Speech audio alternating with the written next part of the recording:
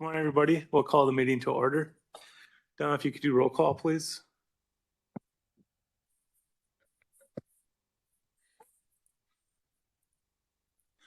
Ron Anthony. Ron Anthony is not here. Julia Tella. Julia Tella is not here. Kim Britt. Kim Britt is not here. Amber Brown. Amber Brown is not here. Molly Bruner. Here. Molly Bruner is here. Carter Deers. Here. Carter Deers is here. Jessica Frolick. Jessica Frolick is not here. Michelle Frisbee. Michelle Frisbee is not here. Cammie Gens. Here. Cammie Gens is here. Kevin Glass. Here. Kevin Glass is here. Nicholas Henderson. Nicholas Henderson is not here. Corey Cohen. Here. Corey Cohen is here. Don Lanoy. Here. Don Lanoy is here. Marlon Manzaros. Here. Marlon Manzaros is here. Kelly Mitchell. Here. Kelly Mitchell is here. Kurt Mortensen. Here. Kurt Mortensen is here. Rebecca Muscat. She's in the waiting room. Was that? She's an attendee. You could elevate her. Got it. Yep. And Julia Tella's Um, texting to her. I will put, give me a second and I will elevate her. What did she say?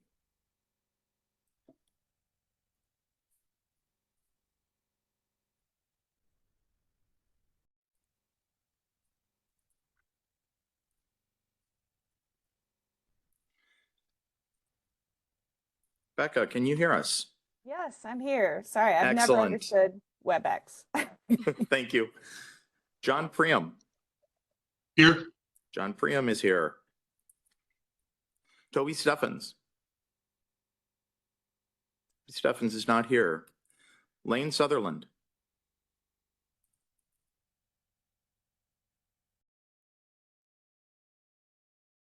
I can see you, Lane, but It's there. Like, it There- wasn't. I'm there we here. Sorry. Sorry. excellent. Thank you, Lane. Rhonda van Schoenhoven. Here. Rhonda von Schoenhoven is here. Jennifer Verdea. Jennifer Verdea is not here. Barb Weckman-Brecky.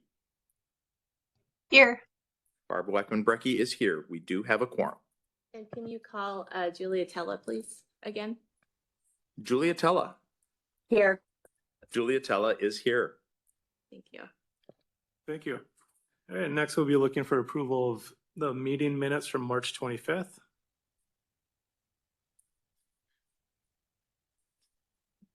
So moved. Thank you. Looking for a second. Second. Thank you. And then roll call. Julia Tella. Yes. Julia Tella is a yes. Molly Bruner. Yes. Molly Bruner is a yes. Carter Deers. I'm gonna abstain. I wasn't here.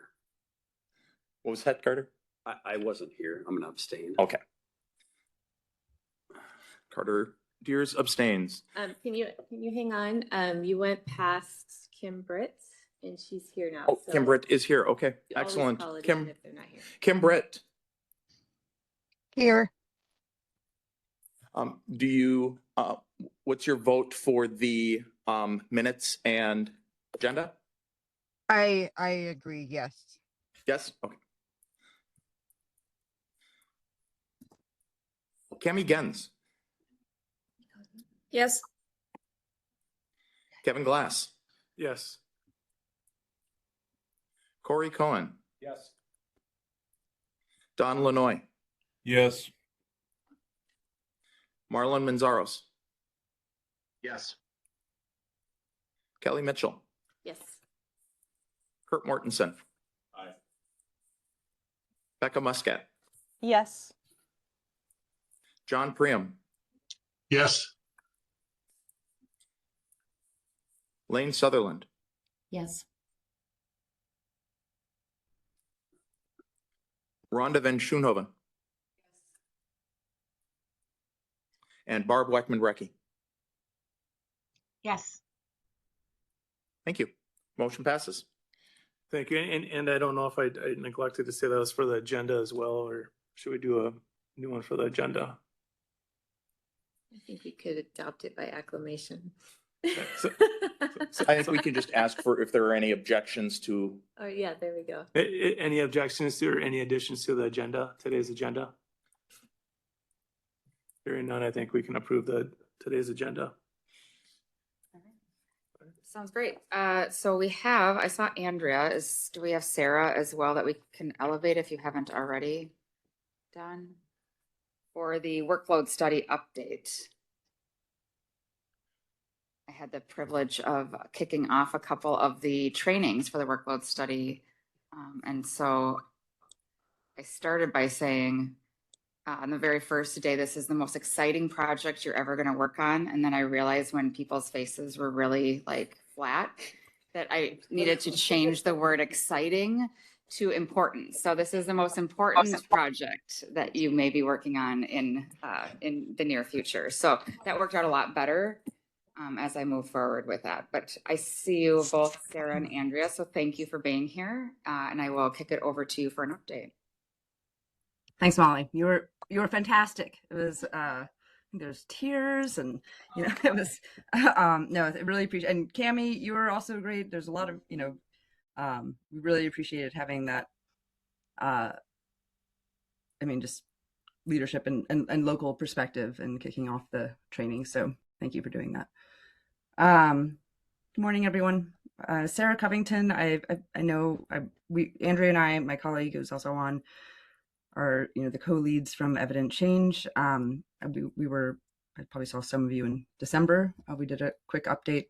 I have slides. I can't help it. So I just helps to organize my thoughts. So if you don't mind, I'm going to just share my screen. I'm not too familiar with. Oh, here we go. This is actually pretty straightforward. Let me just get set up and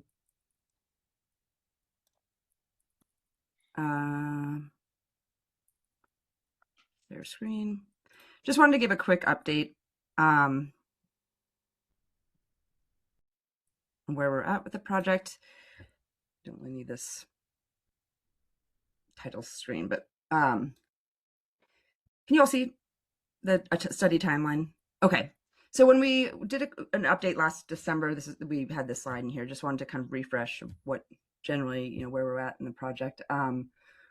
We are here we are in April, and data collection for the study is underway. So we'll give you kind of some more information on what we've done since we last chatted in December.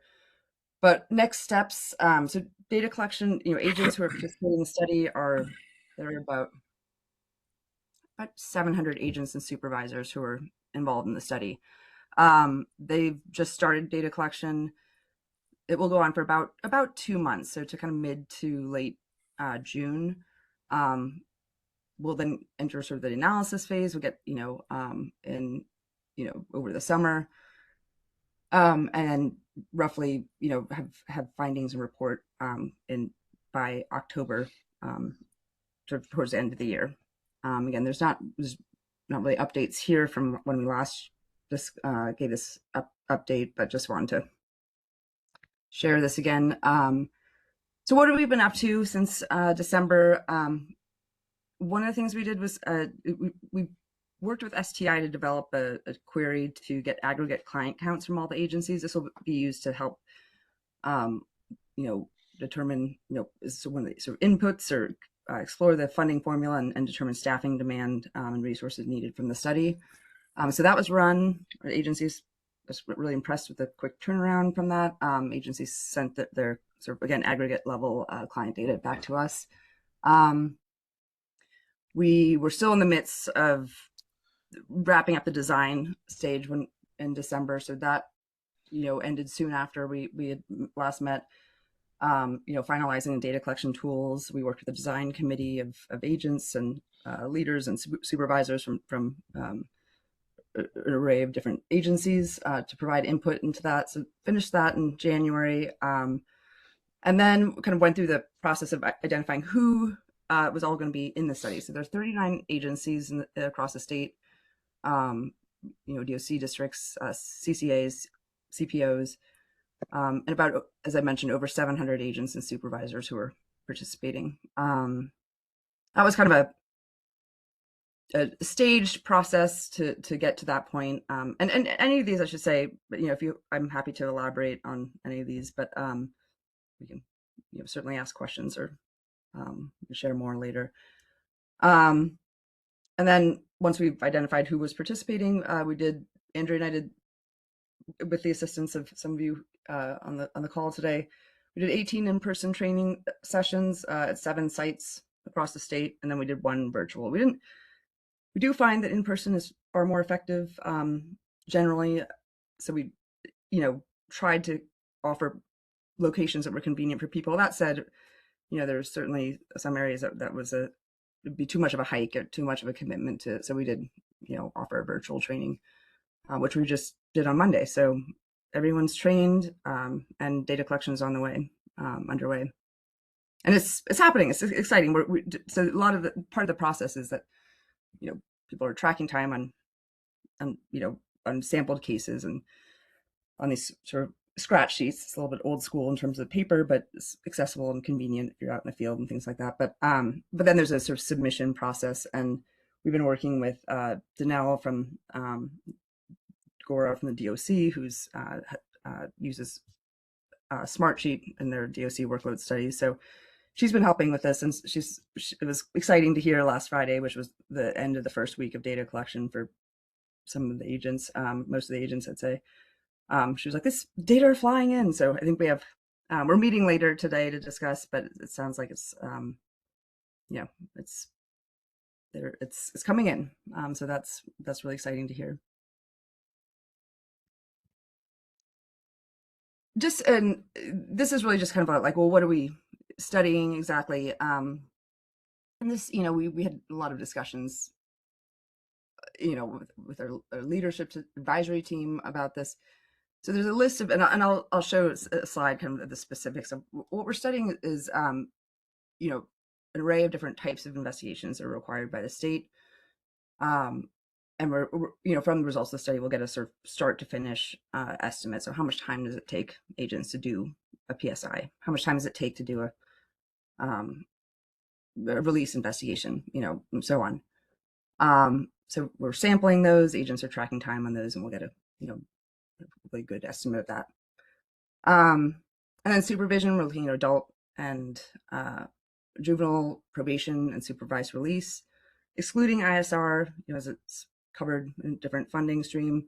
And we differentiate between new and ongoing supervision, so we'll be able to kind of look at that upfront work versus sort of a client who's been on the caseload for a while, and also we'll be looking at like how it varies by supervision level. So what are the contact standards required, and that might be driving the amount of time. And then this last bucket is time available, and this is sort of maybe not that abstract, but it's a little bit different than the sampling process of client-based work, where we're looking at how much time do agents spend on like administrative activities, trainings, meetings, things like that, and in addition to that, what supporting each other, or someone's out, client coverage and things like that. So from this we get a kind of an estimate of time, agent time available. So what is what do they realistically have in a day or in a month to devote to their caseloads. We'll also consider leave time, but we just like paid time off, but we get this from a different source. And this just is a quick list of what we will have time estimates for. So PSIs, PDIs, bail studies, search studies, release investigations, looking at transfer in investigations, community investigation or life sentence reports, sentencing worksheets. So the standalone sentencing worksheets. This was a big point of discussion often in our trainings of what we're not looking at pre-plea worksheets separately, and then ultimately adult, juvenile probation and supervised release.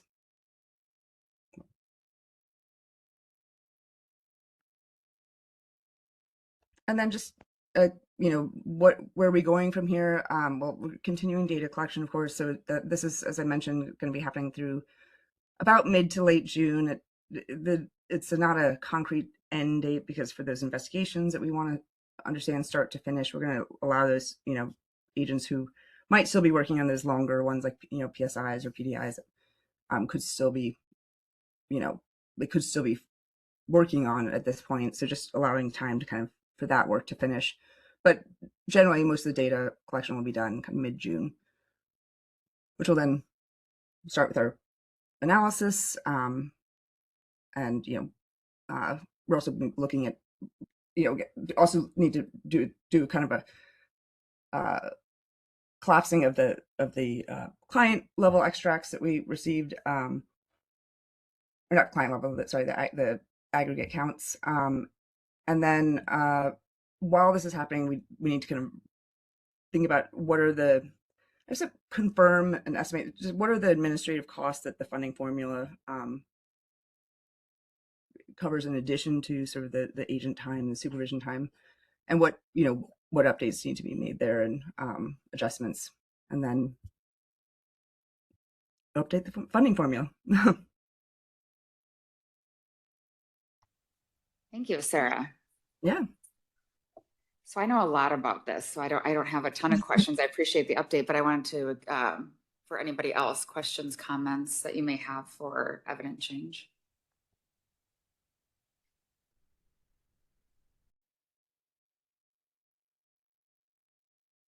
But it was just so thorough, Sarah. Just great. I'm glad. Happy to. Well, thank you. I really questions. Yeah, I think I'm sure there'll be a lot of questions, obviously, when we get into, different modeling for funding formulas and what does the data look like coming in. So right now we're just in that collection phase, which is great, and look forward to the future discussions about this. So thank you. If anything comes up, we're happy to jump in any other meetings or calls or so. Appreciate that. Just reach out. Of course. Thank you. Have a great day. You too. All right, so next we'll move on to the LSCMI validation report. So just for grounding for everyone, if you recall, one of our recommendations was to actually validate the LSCMI for Minnesota. We did an RFP and a competitive RFP and awarded that to the University of Nebraska, Omaha. Dr. Zachary Hamilton is here today. He's the lead on this project, and he has a team at the university that's been working with him. He's going to go through his findings today. He actually did provide me with the full report this morning, so we'll make sure to get that out to the committee after the committee. So if you have trouble sleeping at night, you'll have a sleeping aid coming pretty soon. It's a pretty lengthy report. I used to run a research institute, so I was geeking out the whole time when I was reading it, but and I think it's really excellent work. So I'm really excited to hear this presentation, but then for grounding, I want the committee to think about the fact that there are a lot of policy decisions that could potentially flow from this presentation. So today is, here's the report, and then the real work is going to be getting into, so what do we do with that? We have a couple folks here from the Risk Assessment Committee too, and they've been working to understand the results as well. So we'll definitely be asking them to tackle some of that as well. So without further ado, that was a very long intro. I apologize. Dr. Zachary Hamilton, I'm going to hand it over to you, and please take it away. Sure. Can you all hear me okay? Yes, we can. All right. I am going to share my screen. Oh, and do you want questions along the way or at the end? People can jump in if they've got questions. Sometimes I can't see a hand being raised, so if you do have questions, just yell it out. I'm happy to stop anytime. Sometimes that's easier for people to get their question answered right away. But if you want to wait till the end too, either way is fine by me. I think I would say it's if he's good with people yelling out questions, like let's go ahead and do that. This is the main event today, so we have time, and as long as you have time, Dr. Hamilton, we have time. Yeah, I do. Thanks. So I'm Zach Hamilton. I'm from the University of Nebraska, Omaha. I have been doing risk assessment work for the last, about 15 years. I've been making sleep aids for that amount of time, as Kelly has put it. But I did provide the full report, which has all of the details, but also we provided a shorter brief that's about 3-4 pages that has sort of the more bite-sized version of what we conducted. This was a larger report examining the LSCMI across a variety of different aspects. I'm going to go through a fair amount of that today. And again, if you have questions along the way, just go ahead and jump in and ask them. This is a little bit of what we're going to cover today. I'm going to give a little bit of a background. I don't think a lot of people know how risk assessments are developed or how they're analyzed or evaluated. So I want to give a fair amount of background there. It's going to take a short, 10-15 minutes. And then I'll jump right into the results. We did a usability analysis that was more of a qualitative focus group approach to examine how people are using the tool. And then we get deep into sort of our quantitative analysis in terms of our predictive performance. This goes through several different elements that I'll walk you through in terms of discrimination, calibration, looking at gender and racial bias, as well as looking at your risk level classification. To the right here is just a quick picture. My graduate student was nice enough to work through some of the heat maps that he's good at. So to the right, what you're seeing are the average or the mean LSCMI scores by county in Minnesota. There's a much more detailed examination of this in the larger report, but the picture looks pretty cool. So I figured I'd throw it here into the presentation overview so that you could see that before we get moving. So I'm going to go through some of the background. Dr. Hamilton, can Sure. you hang on one sec? For some reason, we are not seeing the same thing in the room that you're presenting. So Should I need to stop sharing? troubleshoot that for a sec. Yeah, maybe try sharing one more time and let's see if we can get it up here if we're seeing what you're seeing. Is that good? Okay, now it looks like it's matching. I'm seeing the what is that called? It's not presenter mode, but it's the. Yeah, I'll put it in the slideshow mode and let me know if it's. Can you still see it? We can't. So maybe if you don't mind doing it from the other, yeah, that'll do Okay. it. We'll do it from the regular mode. No problem. Let's see, maybe I can make it wider. That's okay. We'll just go with it. All right. So I will go through the background first. So a lot of what I want to describe today, sort of takes I want to take a little bit of a slower approach in terms of identifying how assessments are built. Some of this may be. Dr. Hamilton, I'm sorry. Sure. We're having trouble. So I wonder if it's just not working on this end. So I don't know that everyone has it. Do we have what do you guys? I can see it. I can see it. I'm actually asking in the room what people have. We can either look on our thing, or we could maybe have Don share it. Do you have it, Don?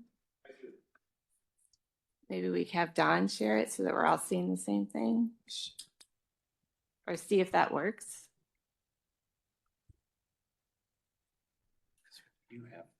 Who's sharing it right now? I am the one sharing it right now. Oh, can you maybe stop sharing? Would you mind if we see if Don shares, and if you tell him to advance slides? Okay. Let's see if that works. I just want to make sure everybody's seeing the same thing. There's always something, right? Always some technical glitch. Okay, so are you, Dr. Hamilton, seeing the assessment function slide? I am. Okay, if that'll work for you, just let Yep. him know when to advance. Thank you. Yep, I will. Okay, so this is the assessment function development slide. What I want to take away from this is an understanding of how risk assessments are built and how they developed and how they've kind of advanced over time. So risk assessment development really started back in the 1980s with the foundation of the risk need responsivity model, and those R&R practices are sort of the foundation of modern correctional processing. Essentially, the R&R model outlines risk as being a way of identifying or classifying individuals based into categories so that you can prioritize them for treatment as well as supervision. What these tools do is they try to create standardization so that everybody within a particular jurisdiction is receiving the same types of programming or being evaluated to be in the similar types of cohorts, whether or not they're high, moderate, or low risk. What comes from these tools is that they should be relatively equal or have an equal rating system with regards to gender or race. And sort of inherent within those designs is that you can provide more effective interventions and case management plans if you're grouping individuals or classifying them based on their risk level. A lot of what these tools do is they create a summative scale. And going back to 1928 is when Burgess created his first risk needs assessment tool, or first risk tool, in which he tried to create a tool based on criminal history items that were 0-1 counts. So 0, you did not have the characteristic or attribute, and 1, you did. You can see sort of a shortened, truncated version of a risk assessment example that I've put to the right there, where the Burgess column indicates 0 and 1 item responses there. The distinction there is that when you have a Burgess score tool, which is similar to the LSCMI, it's very quick and easy to score, especially if you're hand scoring. But as we've advanced over time, people have tried to expand the response items to get more nuanced data about individuals, as well as changing the way that things are weighted. So Burgess tools are typically weighted 0-1, whereas more advanced modeling efforts try to put values that are more specific to the predictive value of each individual item. So in this particular example, what you're seeing is total number of drug offenses as well as total number of property offenses, where the total number of drug offenses has a higher weight to it, or it has a multiplier of 6 versus property offenses as a multiplier of 4.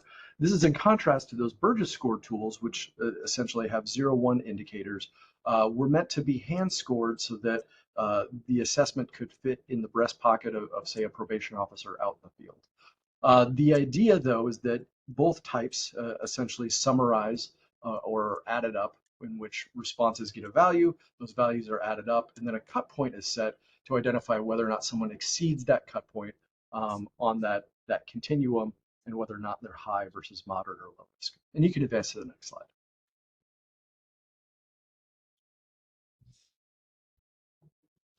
What typically happens with those cumulative or composite scores is that they represent what's called a continuum, and that continuum has a given range to it.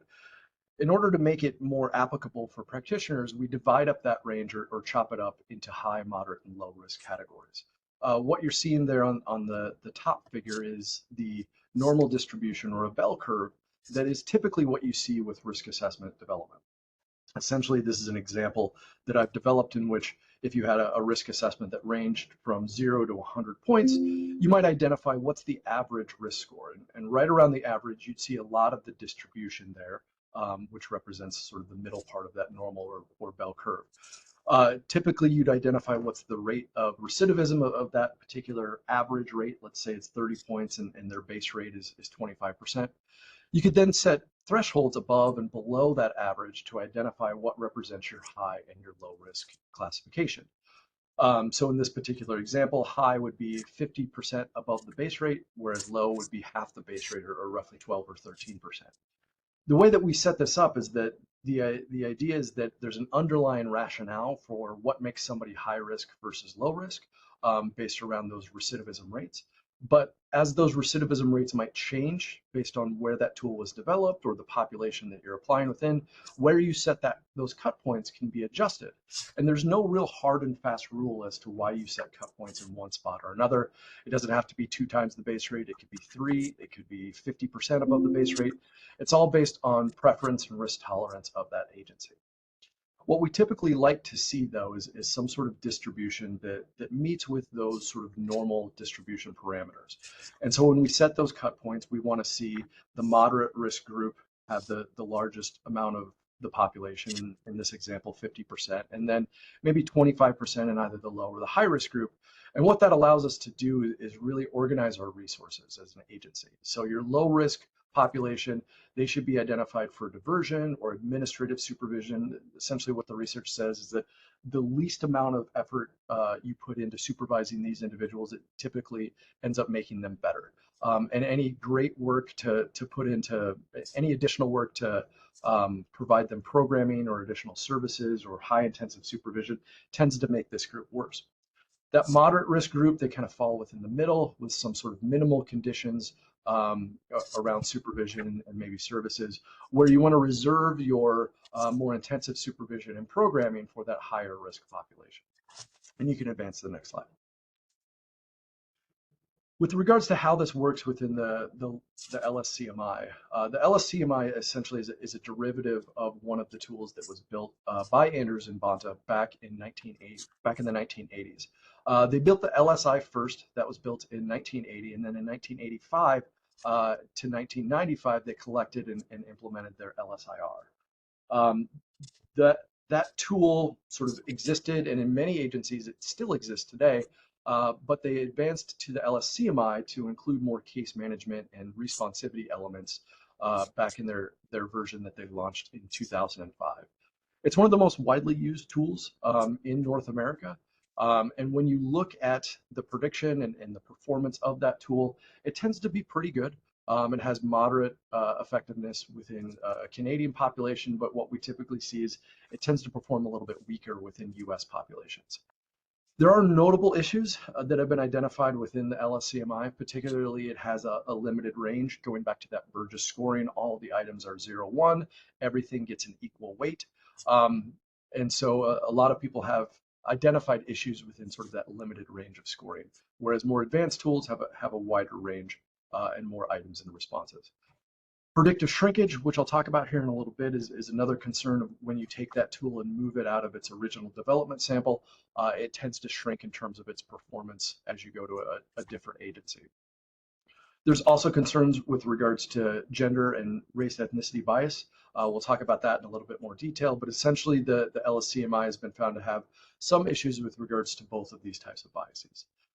With regards to reliability, there has been noted issues across the last couple decades about how to properly score the instrument regardless of administrator or regardless of the population.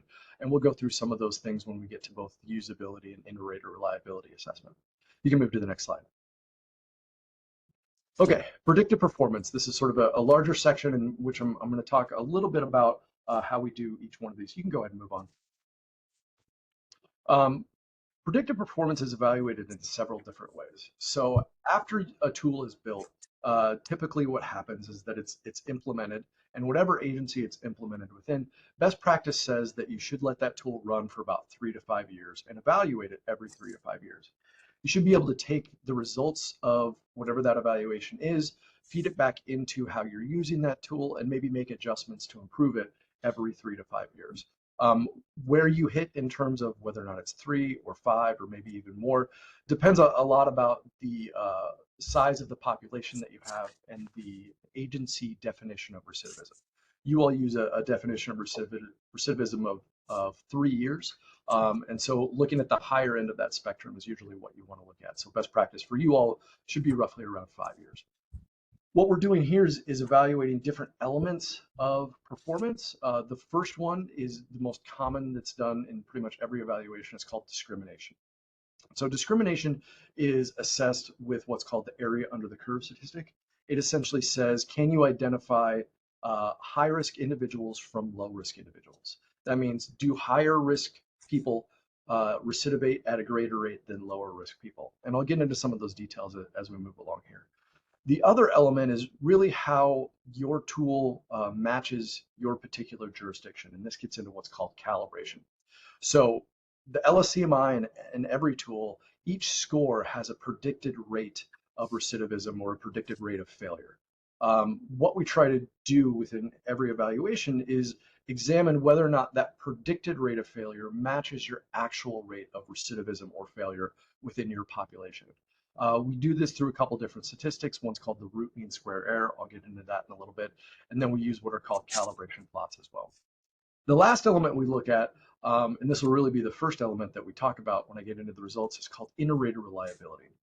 And this really gets into your proficiency evaluation, in which you're trying to identify, do different staff or county utilize the tool differently. Essentially giving a scenario of an LSCMI being provided and seeing how everybody scores that same scenario. If there's relative agreement across each one of the items as well as the total risk score, we'll see that in a statistic called the kappa statistic that'll identify essentially the percentage of agreement of all of your staff members. You can move to the next slide. With regards to discrimination, I mentioned the area under the curve statistic is typically used. I put a little figure there so you can kind of see how that area under the curve sort of ranks, as well as a table to the right in terms of how the industry typically identifies what a standard or a large effect tends to be. With regards to the area under the curve, it essentially looks at 4 different elements. So if I say you're high risk and you end up recidivating, that's an accurate prediction. If I say you're low risk and you end up not recidivating, that's another accurate prediction. If I say you're high risk and you do not recidivate, that's an inaccurate prediction or an error. And if I say you're low risk and you end up recidivating, then that's another error. What the AUC does is that it balances all 4 of those elements together and puts it into a curve. That curve essentially ranges from 0.5 all the way up to perfect prediction, which is 1. 0.5 is essentially tantamount to a coin flip. If I said heads, you're high risk, tails, you're low risk, that would be a terrible risk assessment, and that essentially would be a random chance assessment that you'd be providing. Anything within that range of 0.5 to 0.55 is considered negligible, or you might as well be flipping a coin. Anything between 5.6 and 6.3 is considered a small effect, meaning that you've got a weakly predicting tool, but it could be adjusted or replaced, but it's typically considered not at agency standards. Anything above 6.4 all the way to 7.0 is considered a moderate prediction. A lot of tools like the LSCMI that are built somewhere else and placed in a new environment, they tend to fall within this range of 6.4 to 7.0. And anything above 7.1 is considered strong.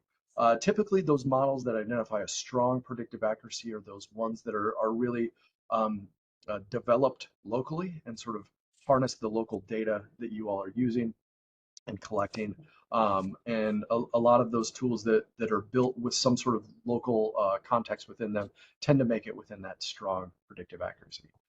Notably, we've got some national standards. They haven't been around for too long. Since 2022.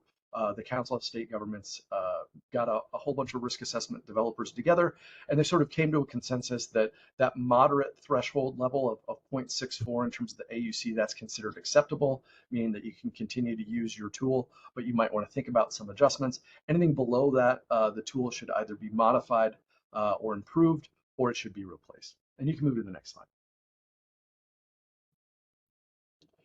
With regards to predictive shrinkage, this tends to be a common issue that I see whenever I evaluate tools for other agencies. So tools that are created in one location and then adopted by another location tend to have this issue of predictive shrinkage. That means that AUC, and I've placed that table again for you here that ranges from negligible all the way up to strong. That AUC tends to reduce as you take it further and further away from the development sample.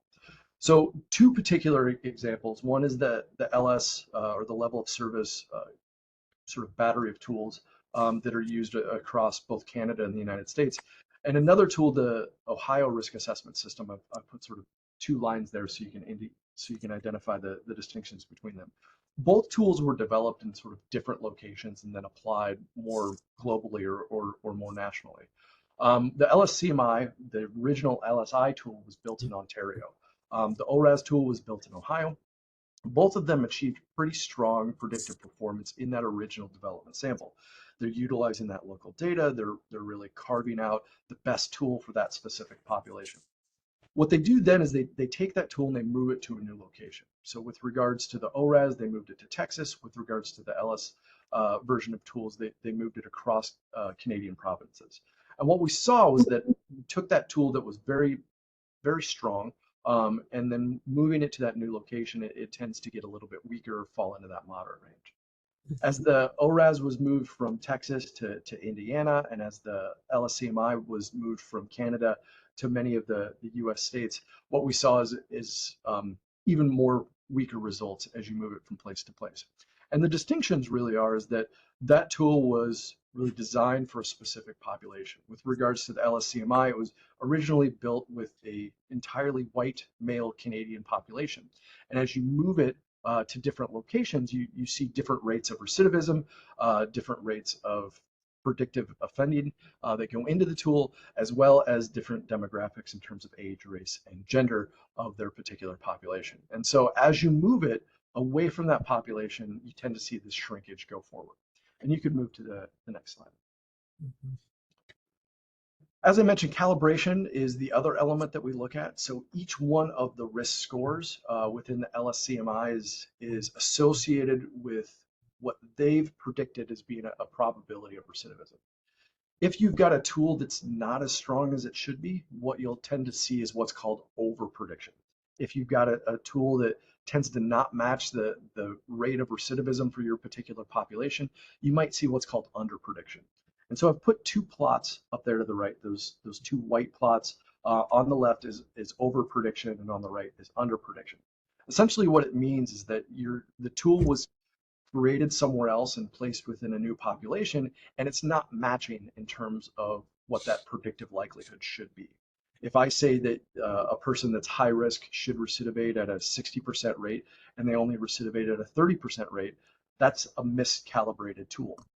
And so the way that we do this in terms of evaluating those tools is to plot them where that blue dotted diagonal line represents perfect calibration.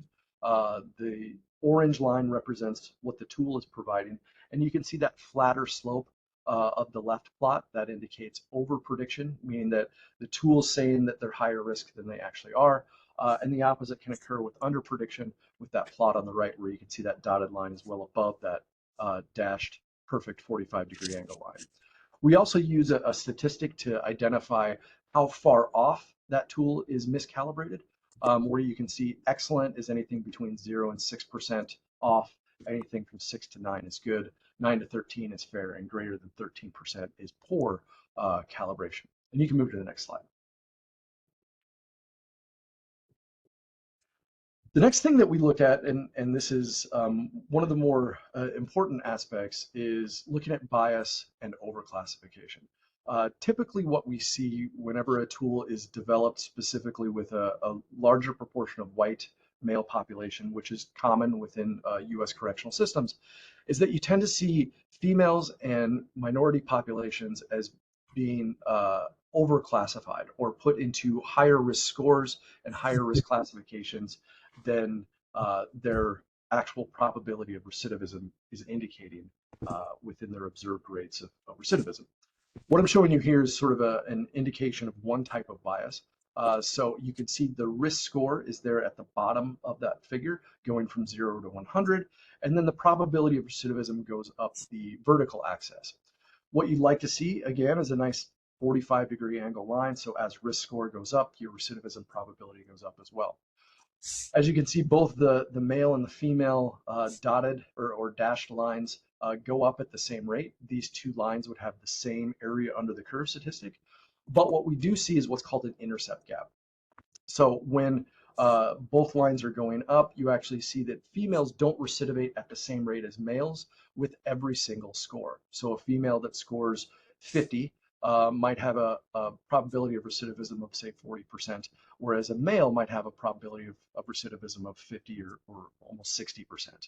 This indicates that more females, if you set that cut point at 50, are going to be pushed into that higher risk category. And you can move to the next slide.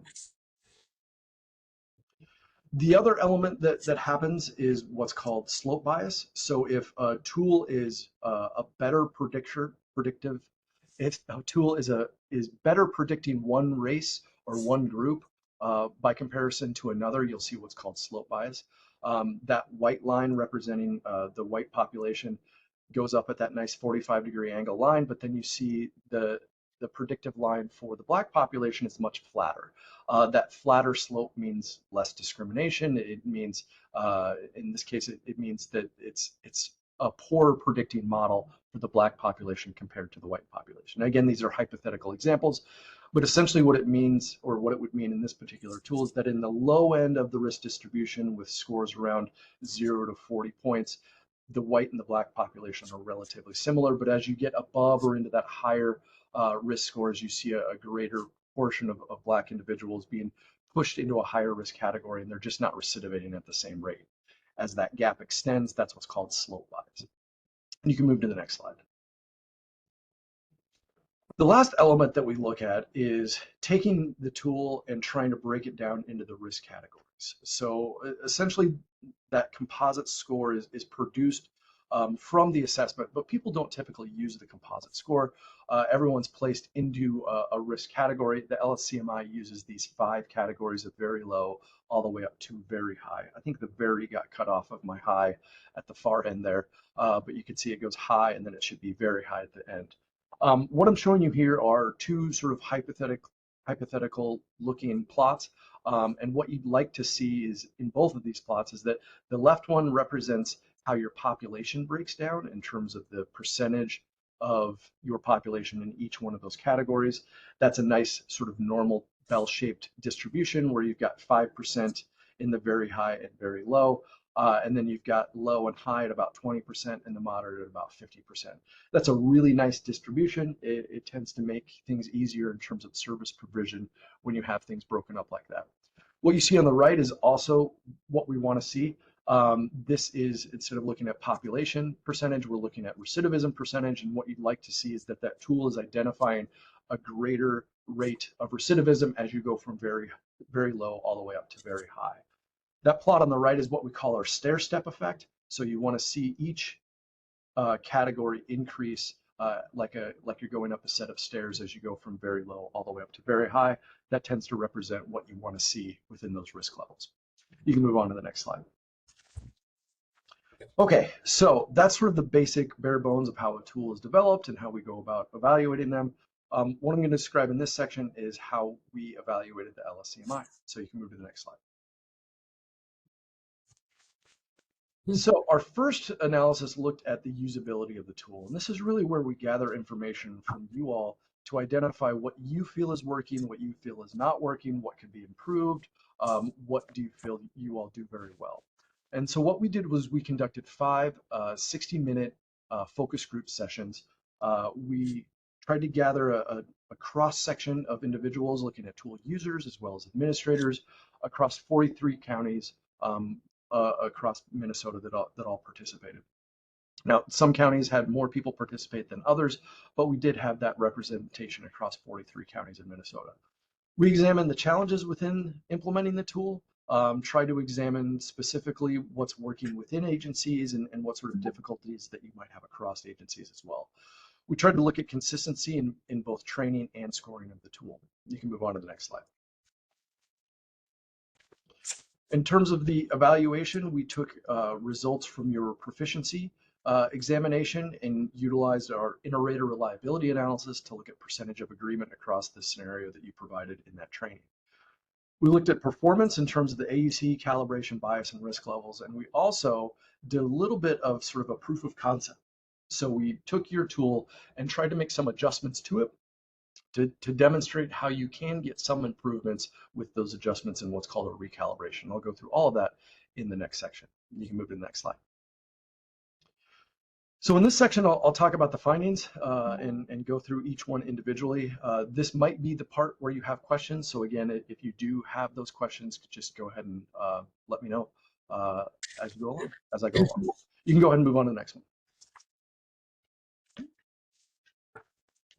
In terms of the usability, There's a lot more detail in the report, but what we found were some key sort of themes that people brought up repeatedly across those focus groups.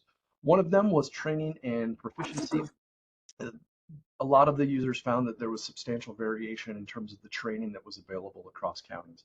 In particular, some of the smaller counties relied on state trainers, and other counties relied on neighboring counties to provide that training.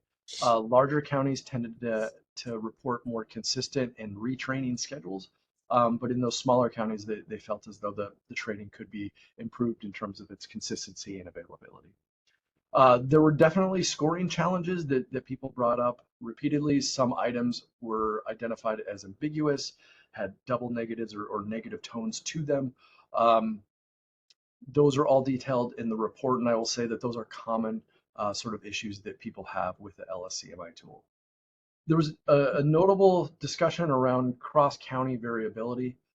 Many of the counties use different manuals. Some use the LSCMI manual that was created back in 2004. Some use an updated manual based on the 2018 update that was provided. In terms of other cross-county variability, there's obviously a difference in terms of cut points that people use to determine those risk levels. So that risk to supervision mapping varies by county, and a lot of people reported that was due to capacity and resource constraints, in which certain counties are allowed to adjust those cut points to sort of match what they have in terms of the ability to provide services and resources to their higher risk individuals. One of the major issues that people brought up was the use of overrides and trailer tools. While we didn't examine overrides specifically, there was a high reporting of routine overrides and the use of additional trailers, such as those that assess additional assessments that assess domestic violence, as well as DUIs and sex offending cases. These additional tools are provided in some counties, but not others. And this became an issue for counties in which an individual might be transferred or provide an inter-county transfer in which they have been given one of those trailer tools. Their risk level has been overridden to a higher level, and because a county that doesn't use those tools is not familiar with it, those overrides or trailer tools tend to create some confusion as that individual is transferred. You can move to the next slide. Okay, so based on the proficiency training that you all did, we conducted what's called an inter-rater reliability analysis. That inter-rater reliability analysis, or an IRR, identifies whether or not different assessors assign consistent scores when evaluating the same individuals. So you all were given the individuals within that training were given the same scenario and asked to score the LSCMI. We utilize, again, that kappa statistic that identifies the percentage of agreement. It ranges from -1 all the way to +1. -1 means that, as one person indicates a higher score, someone else indicates a lower score, all the way up to a +1, which means that you're all doing the exact same scoring. It gets boiled down essentially into a range from 0 to 100% agreement, where anything from 0 to 20% is considered weak, 21 to 40 is considered fair, 41 to 60 is moderate, 61 to 80 is considered good, and 80 plus is considered excellent. What we typically see within these sort of evaluations is, or what you want to see within these sort of evaluations, is that people are scoring the tool in that good to excellent range. That's 60% agreement and above. The proficiency study was conducted in which that scenario was provided, and everybody scored all 43 items, and we compared each individual item as well as the risk score in terms of this IRR analysis.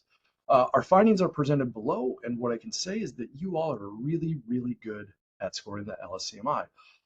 The item level agreement was in the excellent range, and the risk score agreement, in terms of compiling everybody's scores together, were also in the excellent range. So across your items, the average kappa score was 98%, so almost 100%. And in terms of your risk score, that tends to drift a little bit lower because you're compiling all of the different variants across those 43 items. But what we saw was still that kappa score was very, very high for that total risk score at 97%. The district variations were also really good, all in the excellent range. There was some variation in terms of 83 to 97%, but again, all within the excellent range. So in terms of your IRR analysis, from our point of view, or at least from this one proficiency example, what we find is that it's going to be hard to raise your inter-rater reliability agreement beyond what it is currently, because you all are doing really, really good or really excellent by these standards. And you can move to the next slide. With regards to discrimination, or looking at that area under the curve statistic, we provided the breakdown in terms of predicting both general, meaning all types of recidivism, and then violent recidivism more specifically.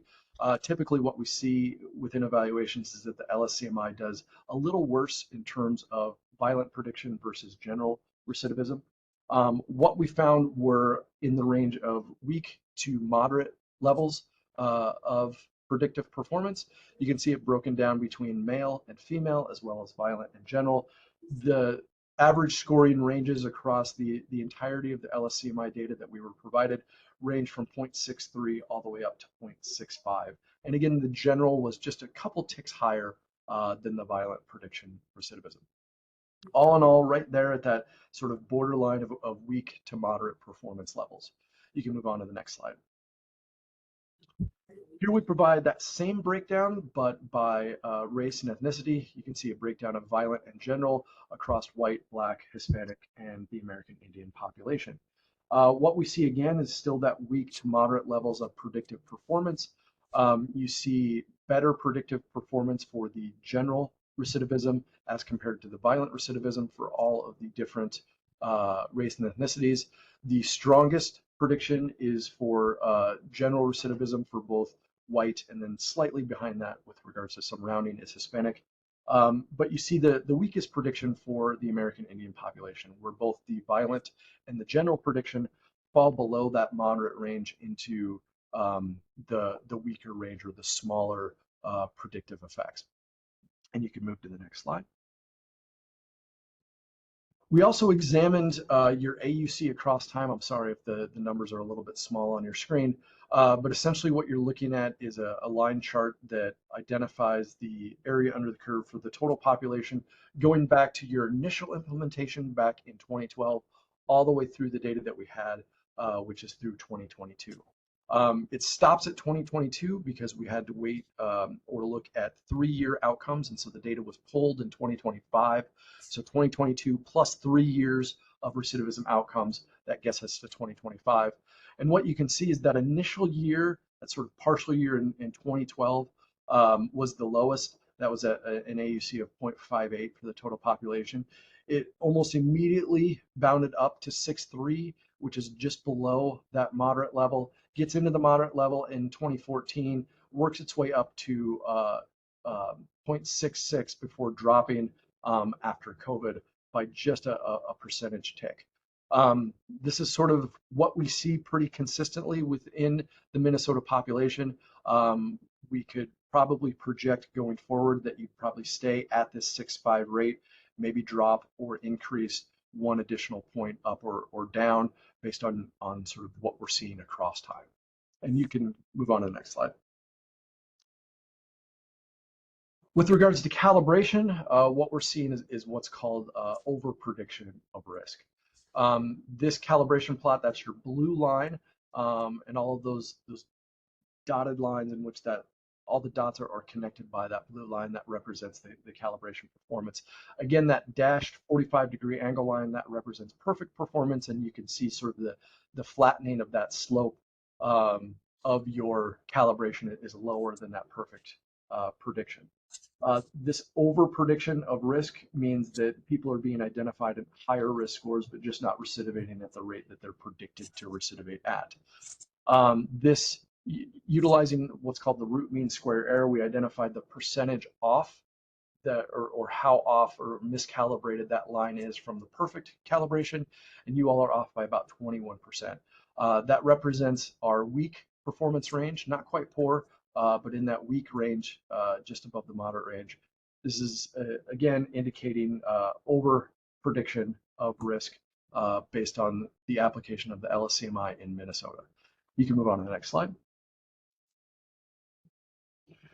With regards to bias, what you're seeing is the risk score in the figure across the horizontal axis of that plot, and then the recidivism probability goes up the vertical axis.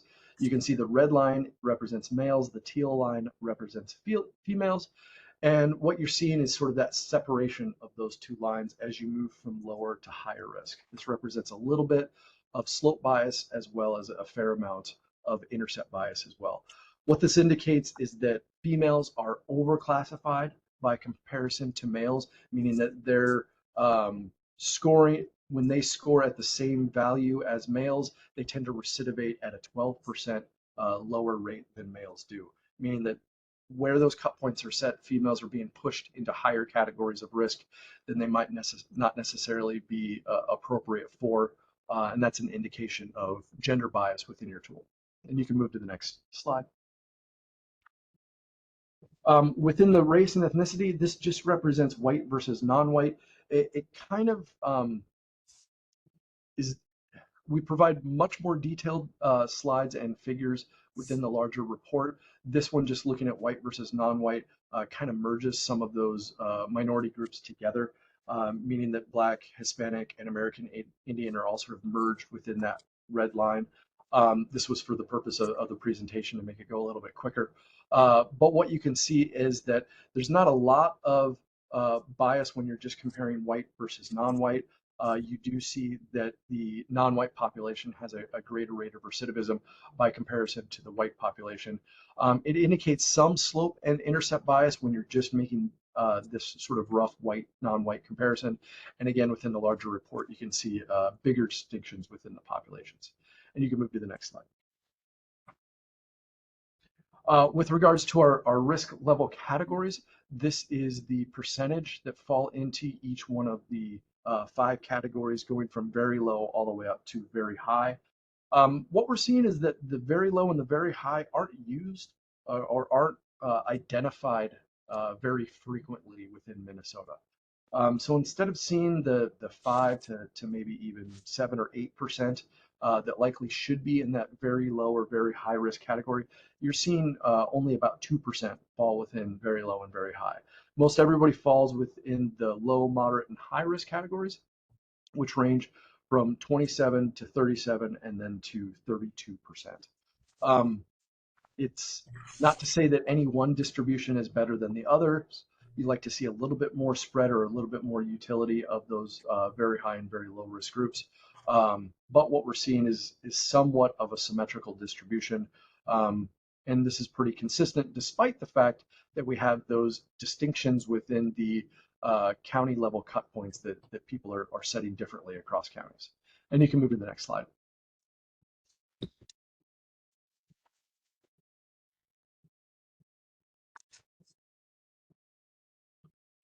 This is what are called the odds ratios of the recidivism probabilities of each one of the categories. So we're taking that very low risk group, and it's not being seen because all of the categories are being compared to that very low risk group. And what we're seeing is pretty close to what we like to see in terms of our stair step effect that I mentioned earlier. So compared to the very low risk group, the low risk group has about 2.4 times the odds of recidivating. The moderate risk group has 3.5 times the odds of recidivating. The high risk group, 7.7, and the very high risk group has over 11 times the odds of recidivating. So we are seeing that stair step effect in terms of having greater proportions or greater probabilities of recidivism as you move from very low all the way up to very high. And you can move to the next slide. What we do see that is a little bit of a concern is that there tends to be a little bit of a bifurcation in terms of the low and the moderate risk group having much lower probabilities of recidivism by comparison to the high and the very high risk group. So those two lower risk groups are pretty close to one another, meaning that there's not a lot of distinction between them. And then there's this big jump to high and very high risk. So one's a moderate effect, one's a strong effect. you want to see that moderate risk group be a little bit higher in terms of its prediction and the low risk group be a little bit lower to create sort of a better proportion. But this is sort of a minor tweak that can be adjusted by adjusting your cut points. And I'll get to that in a later slide. Go ahead and move to the next one. Okay, so based on all of these results, we identified that you've got a moderate amount of discrimination in terms of that AUC statistic is right on that borderline to weak to moderate, depending on what group you're looking at. But we did find pretty weak results in terms of your calibration. Calibration is one of those things that can be adjusted, where the area under the curve statistic really can't be. In order to fix or to improve the area under the curve statistic, there's a lot more detailed sort of bigger adjustments that need to be made. Whereas recalibration is really about adjusting your cut points and really collapsing some of those scores into different categories versus keeping them where they're at. So what we went through as sort of this last effort is what we call our recalibration, meaning that we're adjusting your scores, putting them into different categories so that they can be more accurately reflected in terms of their recidivism probability or their performance. And you can move to the next slide. So what we did is we took your scores and we adjusted them. So in terms of those calibration, in terms of those cut points, we moved some people around, took some people from low and moved them into very low, took some people from moderate and moved them to low. We made some adjustments, and in terms of making those adjustments, the tool becomes better calibrated for the Minnesota population. As I mentioned before, sort of that predictive shrinkage is always there. When you take a tool from one population and move it into another, that calibration is going to be sort of that first red flag that it's not working as well as it was in the original population. But once we adjust some of those cut points, we can move your tool or the LSCMI to be better calibrated for the Minnesota population. In particular, the prediction error started at about 21%, and by adjusting the cut points, we're able to get it closer to that 45-degree angle line, moving it from 21% error down to about 6%. So moving from the weak all the way to the strong level of calibration based on industry standards. This is a 15% reduction in the error, and those recalibrated scores can be placed into sort of a modified or adjusted set of risk level categories that I'll talk about here in the next few slides. And you can move to the next one. So this is one, I probably should have prefaced this. One of the aspects that we were told to look into was this issue of having each county have their own set of cut points. And what would the tool look like if we adjusted the cut points to have everybody be on the same set of cut points? In particular, what would it look like if we did, what we're calling a factory reset, meaning that the LSCMI has a standard set of cut points. Some of the counties use those standard set of cut points. Some of the counties have made their own. What would happen if we applied those standard set of cut points across all of the counties in Minnesota? And what we see are these purple bars here to the right. Essentially, if you remember sort of those reddish orange bars that we had before, you had sort of a nice bell-shaped distribution with very few in the very high and very low risk population, but you had a lot concentrated within your middle three bars. If you do this sort of factory reset and put everybody on the standard LSCMI cut points, what we see is actually a shift to the higher risk categories, where you go from 2 all the way up to 16.6% being identified in that very high risk category. You see a lot more individuals identified at high, a bit fewer in medium, fewer still in low, and very few in the very low risk category. We believe that this sort of factory reset, putting everybody on the same LSCMI standard set of cut points, would be a bigger lift for agencies. It would create a greater resource intensive supervision environment for that larger population. And it really doesn't seem to be a good way to go. But if you move to the next slide, I'll show you a second scenario. Okay, so using the recalibrated cut points that get your tool to have better calibration, meaning better predictive performance within your population, we can set a new 5-category system within your population. That essentially has sort of a reverse effect from that factory reset, where we actually see a slightly bigger uptick in the very low and the low risk population. Right now, within this sort of factory reset, or sorry, within this recalibration adjusted cut points, you see that very high risk population is roughly unchanged from your current population, right around 2%. Your high and your low risk population are roughly 24, 25%. Your medium risk population is about 40%, and that very low risk population actually goes from 2 to 7%.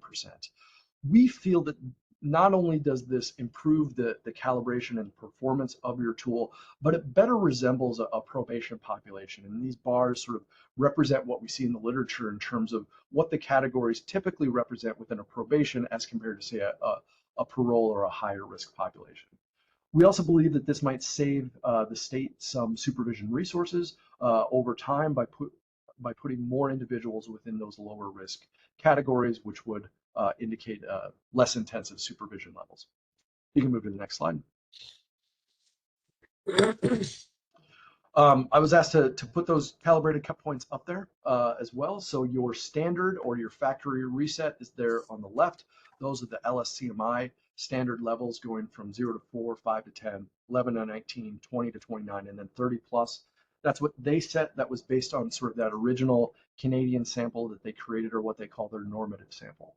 The recalibrated cut points are ones that we feel will better represent your Minnesota probation population, and you can see the shift within there. So you, instead of 0 to 4, that very low population is now 0 to 8. 9 to 17 is low, 18 to 27 is your medium, 28 to 35 is high, and 36 plus is very high. So you can see just a shifting of cut points so that there's fewer and fewer individuals identified in those higher risk categories. That'll become a better performing set of cut points for your population. And you can move to the next slide.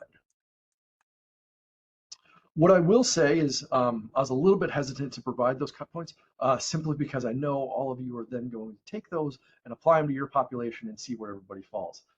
That's a natural thing to do, and I anticipated that, and I hope you do try it if that's your desire. What I will say, though, is that those cut points represent everybody that's been assessed. It might not reflect the percentage of the population that you see currently under supervision. And this goes into a little bit more nuanced concept of what's called churn. The churn, or the community churn rate, what I'm trying to get with these, visualize with these gears, is that what you're going to see within your population is greater than a 2% in that high or very high risk category. Because your high risk individuals, they tend to have a longer duration of supervision that's been assigned to them. They're going to have a slower churn rate as they go through your population. So you'll actually see a greater percentage of high risk individuals that you're currently supervising as compared to that bar chart that I showed you. The moderate and the low risk, there's going to be actually a lot more of them, but they're going to churn through your community supervision a lot faster because they have shorter terms of supervision and oftentimes are removed from supervision due to improved performance. So as you take those cut points and go apply them to your population, you will see a difference in terms of how they apply to your current population, but they won't necessarily reflect the exact percentages that I showed you on the bar chart, because the bar chart represents everybody that's been assessed, not everybody that's currently on supervision. That is just one little note that I'll give you as you go and try to apply those. You can move to the next slide. Okay, just to sort of wrap up, I've got just a few slides and I'll open it up for questions if you have them.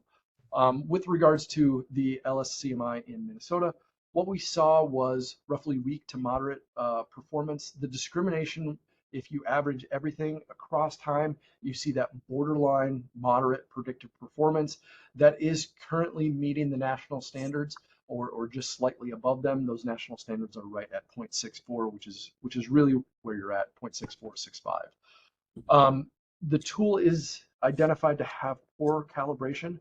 And again, it's not designed for that Minnesota probation population. And in addition to that, your counties have been using different cut points. So you all haven't been on the same level of cut points, the same cut point levels for used across the state. We did find bias in both gender and race. The race was seen as more of a moderate issue when you look at just white versus non-white. There tends to be greater issues when you dig down deeper into the American Indian and the Black population.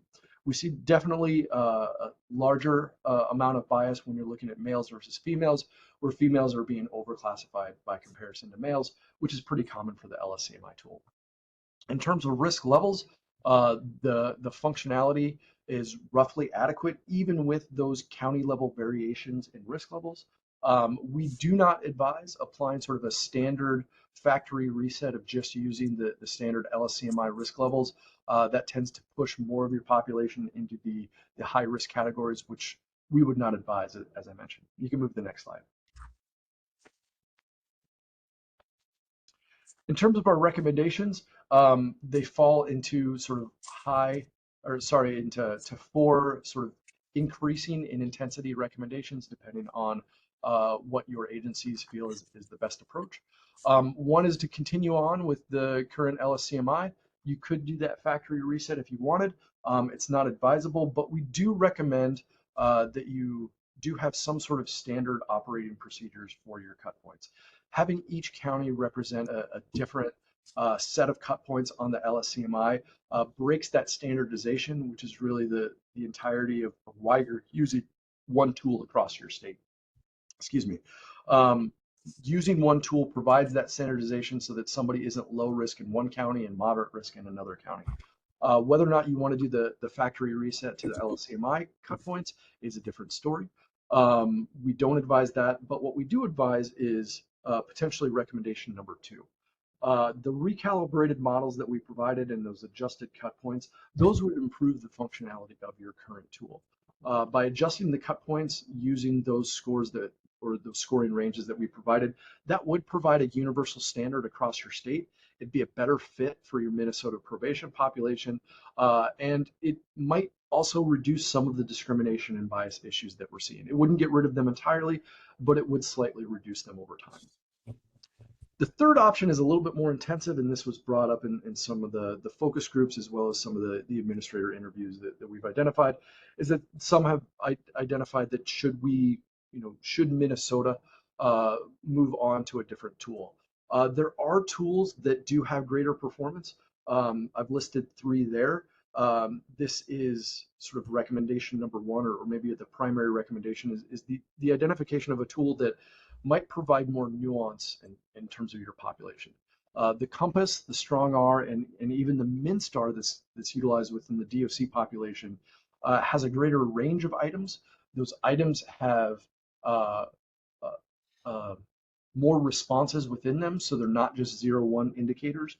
And they're weighted items as well. So they can have those weights of those 0s and 1s go to 2s and 6s and 15s, depending on how much importance each item has in predicting your Minnesota probation population.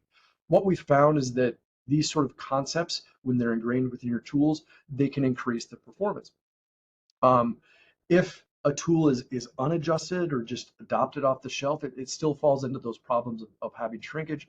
But each one of these tools that I've listed here is slightly different from the LSCMI in that they tend to make adjustments on the ground to make it fit better for your population. One of the other elements that these tools are able to do is potentially get rid of those trailer tools. Not to say that those trailer tools don't have value, but these tools are what are called multi-band tools, where some of those trailer tools, like say a static 99 is considered a narrowband tool, just looking at one specific outcome that the LSCMI is not good at predicting. These other tools are multi-band tools in that they have models that predict for general recidivism as well as violence and can be made or adopted to predict for sex offending as well as DUI and domestic violence. So some of these tools offer a lot of sort of software solutions, case management solutions that go beyond the LSCMI, but those things do come with a greater cost as well. In terms of the last potential recommendation, this could be maybe the time to build your own tool.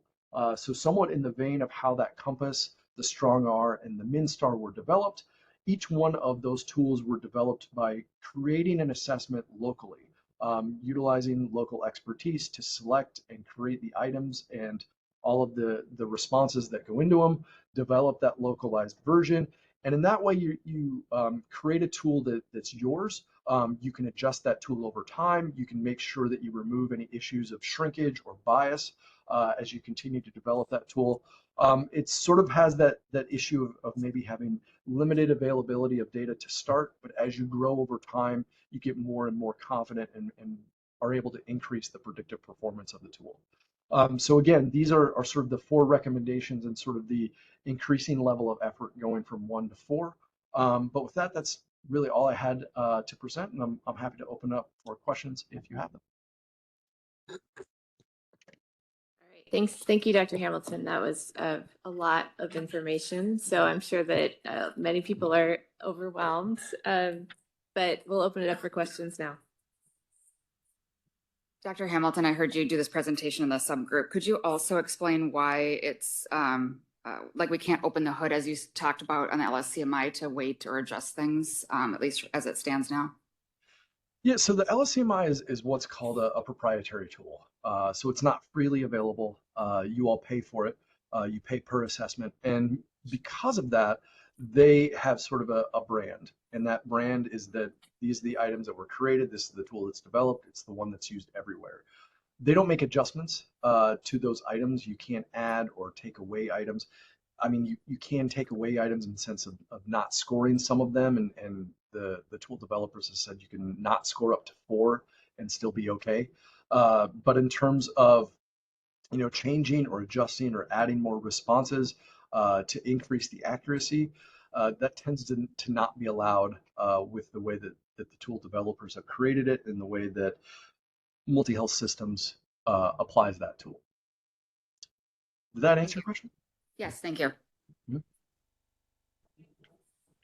So I have one too. One of the concerning findings to me was the overprediction for female and by race. And so why wouldn't we just adjust our cut points in those situations? Sometimes you can adjust cut points, particularly for gender. A lot of the work that's been done originally started with Pat Van Voorhees, but has since been adopted by a lot of other different tools as well, is the idea of creating gender responsivity. One of the elements of gender responsivity is to essentially set different cut points for males and females.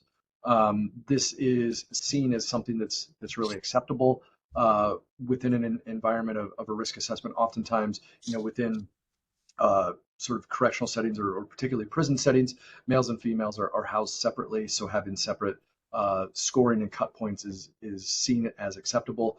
What we've also seen within the literature is that some items predict better for males than they do for females and vice versa. And so a lot of what goes into this idea of gender responsivity that has been developed in a lot of tools is that you should score and set cut points differently for males and females. When you get to race, that's not standard operating practice. There are not separate sets of cut points for white versus black or American Indian. And so adjusting the items in terms of their scoring and their cut points for race is not advisable. But what has been done with some more advanced modeling efforts is try to identify which items have more bias within them and try to remove those items from the tool. A lot of times when you get into statistical weighting at that local level, which is something that other tools do, they can take those items out, and through a reweighting of the items that have less or no bias within them, you can still get the same rating of accuracy. But it's again one of those elements that takes a lot of looking under the hood and adjusting the items and the weights of the tool to sort of remove a lot of that bias, which is difficult to do within a proprietary tool. Did I answer your question, or did I dance around it?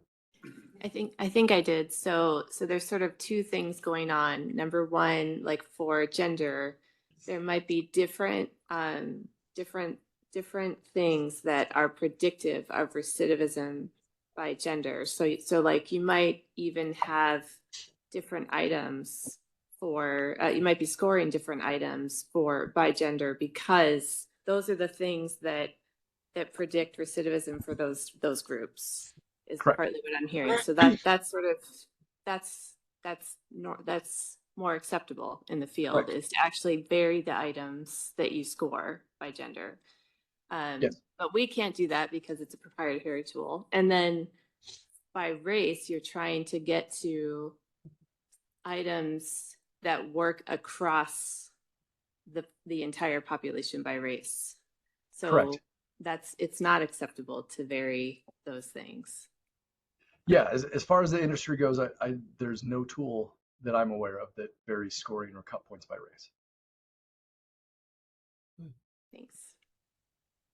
I'm going to follow up to Kelly's question, and I think you answered it, but then on her second question, I don't know if I understood exactly. So you said on the gender bias that it would be potentially acceptable to alter our cut points if that were a direction the state wanted to go, or is that not what I heard you say?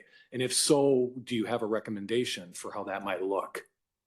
I'm not sure if the LSCMI, I'm not sure if that's a proprietary element within the LSCMI. If it is acceptable to adjust your cut points by gender, we could come up with a set of options for you to consider that would potentially remove some of the bias that we observed within the tool. The other question I know I asked you before, Dr. Hamilton, but for everyone else was, I don't even know if that's possible, but if multi-health systems were to, if there's a possibility, I don't know if they do this for states or what have you, agree or at least look at maybe some of the items that we know are weighted to have that like race bias or gender bias, and somehow come into an agreement to adjust it. Is that something that we could entertain as a state? Again, the answer might be a flat no, and we're still here, but I just wonder out loud if that's an option. And then you said you would have that information if that was an option. Yeah, if that was an option, we could look into providing those adjustments for you.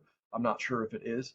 I've never seen that happen with the LSCMI or with, I always get it confused. Is it multi-health systems or multi-system? Yeah. It is multi-health systems. I always get that acronym mixed up. But I've never seen them do that in terms of adjusting the weights of their items. But you know, there's always a first time for everything, I guess.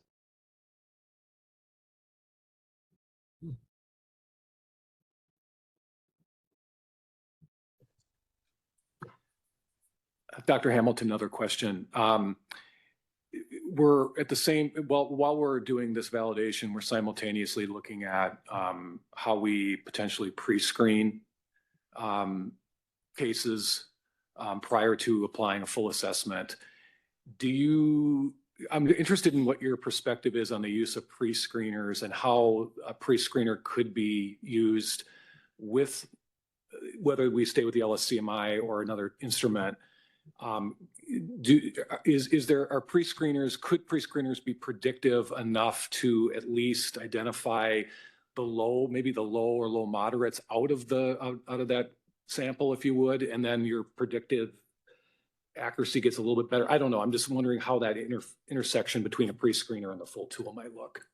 Sure, the pre-screeners are very common today, particularly when agencies have sort of policies or practices around diversion or sort of administrative supervision, sort of having that lighter or no touch for your low risk population. And in terms of screeners, what they are good at is identifying your very low risk population. So your lowest of your low risk, wherever you set that risk tolerance level, they tend to be really good at that.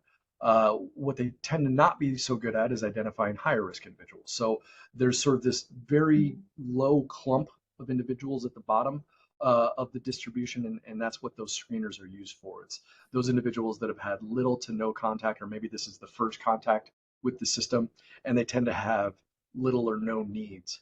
What these screeners, what you want them to be able to do is to identify that individual that might be just starting sort of a bigger career or a bigger sort of offending pattern, and being able to identify that with sort of a smattering of needs assessment items tends to be the best approach for these screening assessments, because simply looking at criminal history alone, which a lot of the early pre-screeners that were developed kind of focus just in on criminal history.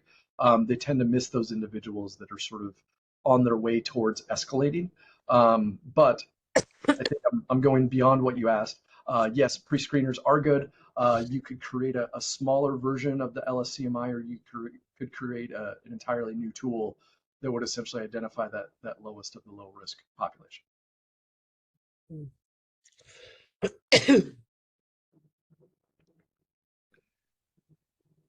Dr. Hamilton, the results of the inter-rater reliability are outstanding, almost, I think you kind of indicated before, but to me, kind of unheard of, I think, to get that high in most scenarios.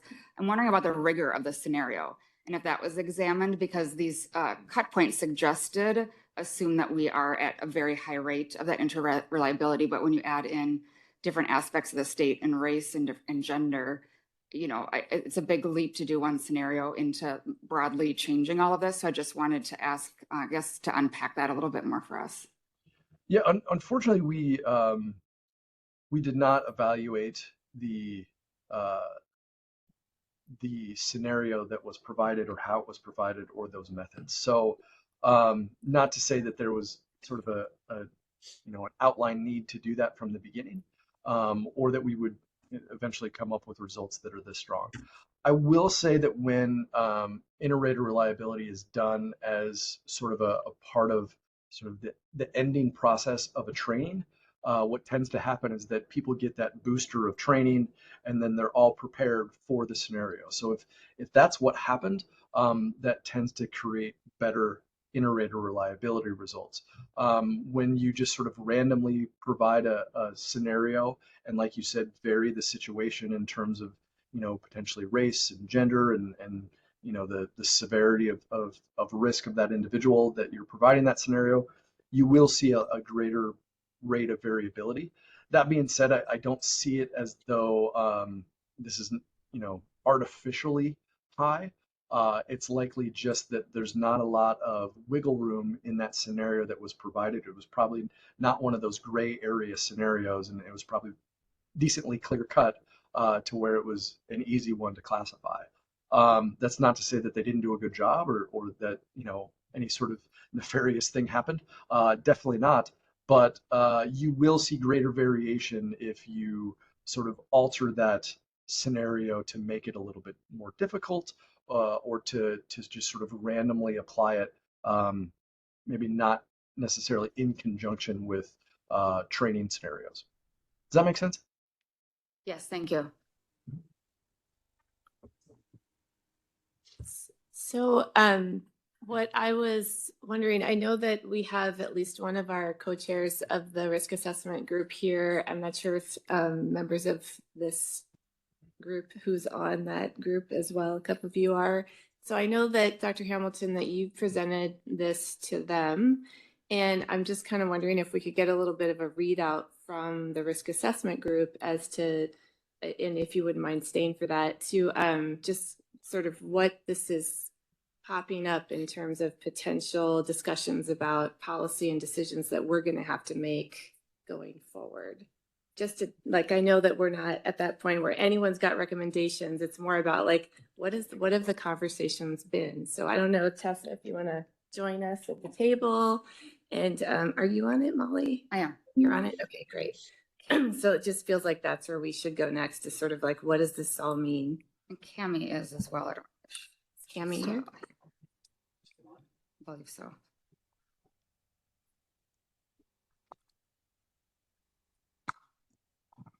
Yes, so we did not come to like a recommendation, formal recommendation. We did talk about the ideas of creating a tool and what would be benefit or what would benefit Minnesota.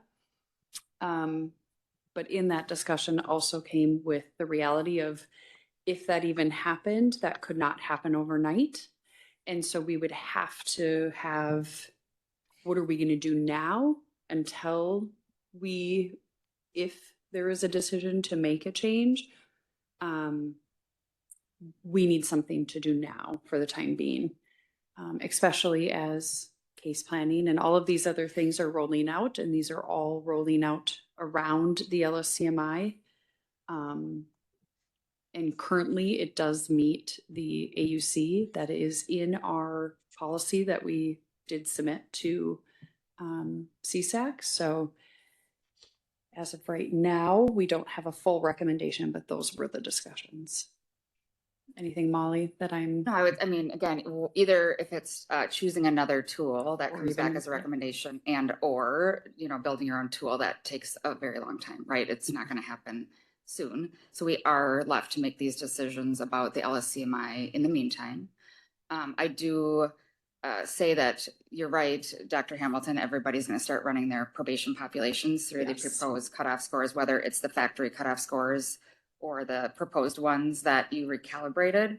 I can say for some, the slide, I don't know if it's even helpful, Don, if you don't mind pulling up that slide. I think it said risk scores at the top, but the average, if I understood you right, Dr. Hamilton, the average population distribution of that like 5% and very low and 5% and very high, and that little bit of a bell curve, you're not, because it's using our whole state, right, to create these new recalibrated scores, it's going to be probably one of three things. Some jurisdictions aren't going to see much difference in how they're supervising folks now. Some might see like an absolutely dramatic where they're going to have hardly any high-risk individuals in their county, period. And then the opposite of that too, right? Where maybe there's some larger cities, I'm probably thinking urban areas that are going to have perhaps more depending on their current cutoff scores. And so what it means in practice, to your question, is I think it could be dramatic swings in various areas. It could mean not transferring people that come to your county and commit offenses that normally you would transfer back to their places because the cutoff scores now have adjusted so much higher that you're gonna have to keep people. There's a lot that is in practice to, like, again, I really appreciate this presentation. It's great and accurate. And in practice, what does that actually mean? I think there isn't one right or one answer. I think it's going to vary a lot. Because it's not just moving by a point or two. It is moving, unless you stayed with the factory reset. But if you took the recalibration, I think for some you're going to see dramatic implications. Yeah. Some of the categories were about a 7-point swing. And even the factory reset, I think you're also going to see that for some agencies as well, because everybody has been doing their own thing. And yeah, like the transfer policy, like then with that effect, do you have to go back and look at the transfer policy and change the language, to meet the needs of the community? I also think it means, what does it mean for graduating this in? Like, when a decision is made in a go live date, is that for everybody that comes on to supervision as of a certain date? What do you do with people that are currently on in particular caseloads on particular contact standards? Do you transfer people back? Or do you just keep things status quo because we'll start at a go live date? So there's other of those sorts of implementation questions that I think we need to, not necessarily today, but like grapple with as we're thinking about all of this. Yeah, and it does, I do really appreciate the short-term, long-term point here as well, because the gender and race bias really are concerning to me. And so I do think we have to figure out a solution to those two issues. But that might mean one of those bigger lift changes, right? So if that ultimately is a recommendation that we want to make, that we either create a tool or change the tool, we still have the tool that we have until that all happens, right? So then I think we would need to know, what do we do with the tool that we have while we're doing that other change? Like if that's a road that we end up going down. So I would really encourage attention being paid to that short-term, long-term, set of potential solutions. I mean, right now the risk assessment group is sort of grappling with the with the policy recommendations, I think it's the right move for that group to continue to be the ones to grapple with the implications of this study because we have a lot of expertise there. And so I would be looking for that group to bring like a full set of recommendations up to us with what do we do now. And I just want to check with my co-chairs just to say, like, does that sound right to you? And then to the committee, does that also sound right to everyone on the committee? I think that makes sense, Kelly. But I just have a question, I guess clarification. Because I know CSAC approved the LCMI going forward for all the adult population in Minnesota, probation, felony, gross misdemeanor. And at that time, it was a validated tool, evidence-based practices. Many states are using it, Canada, as you know.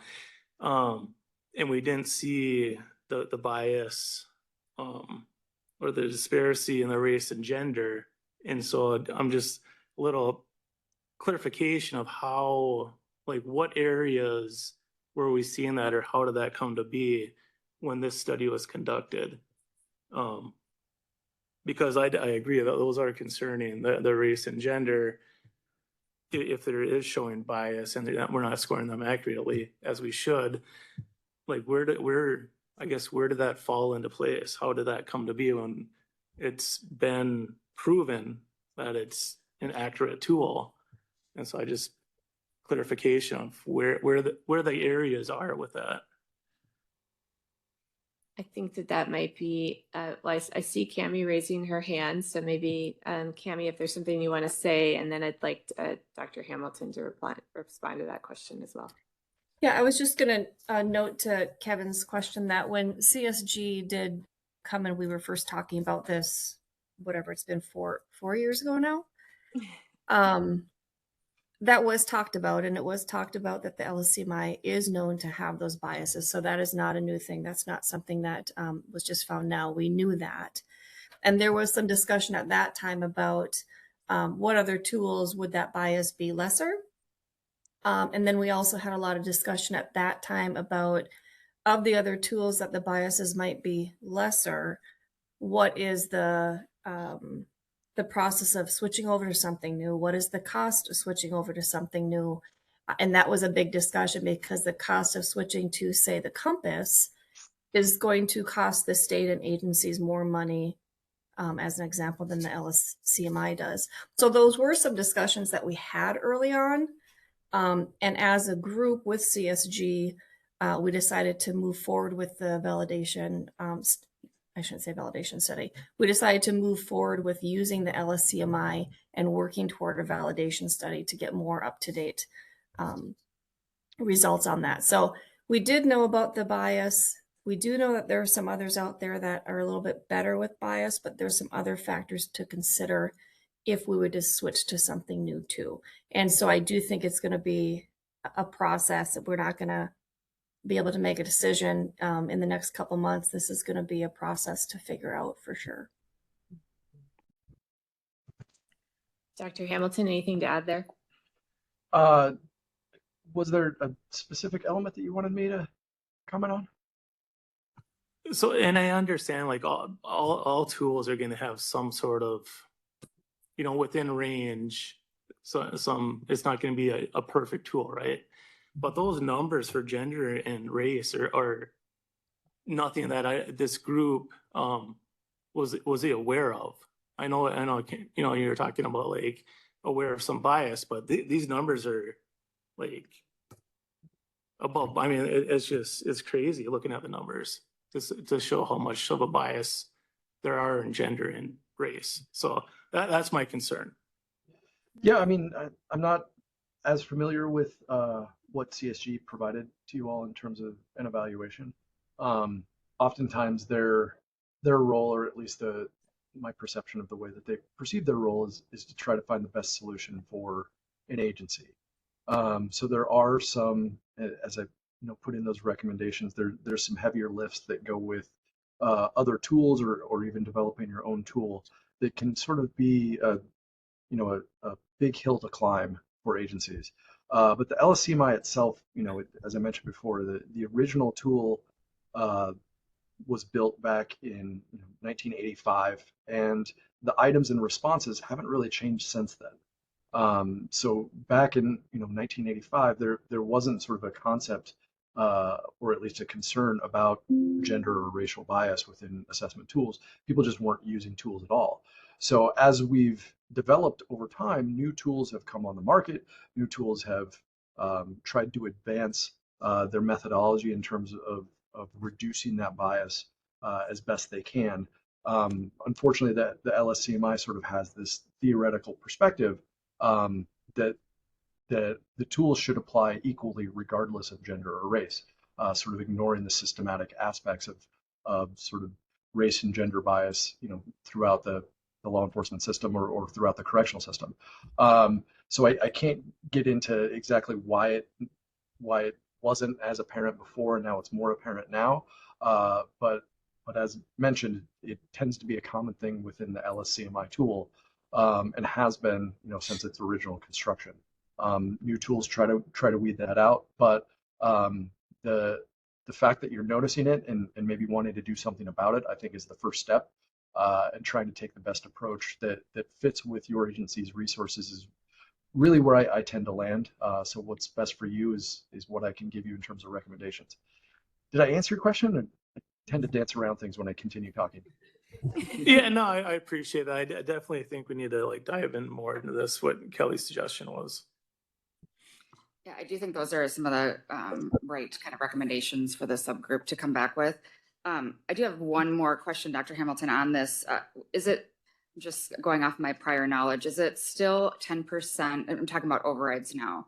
Is it still acceptable to have the 10% overrides on assessment tools one way or the other?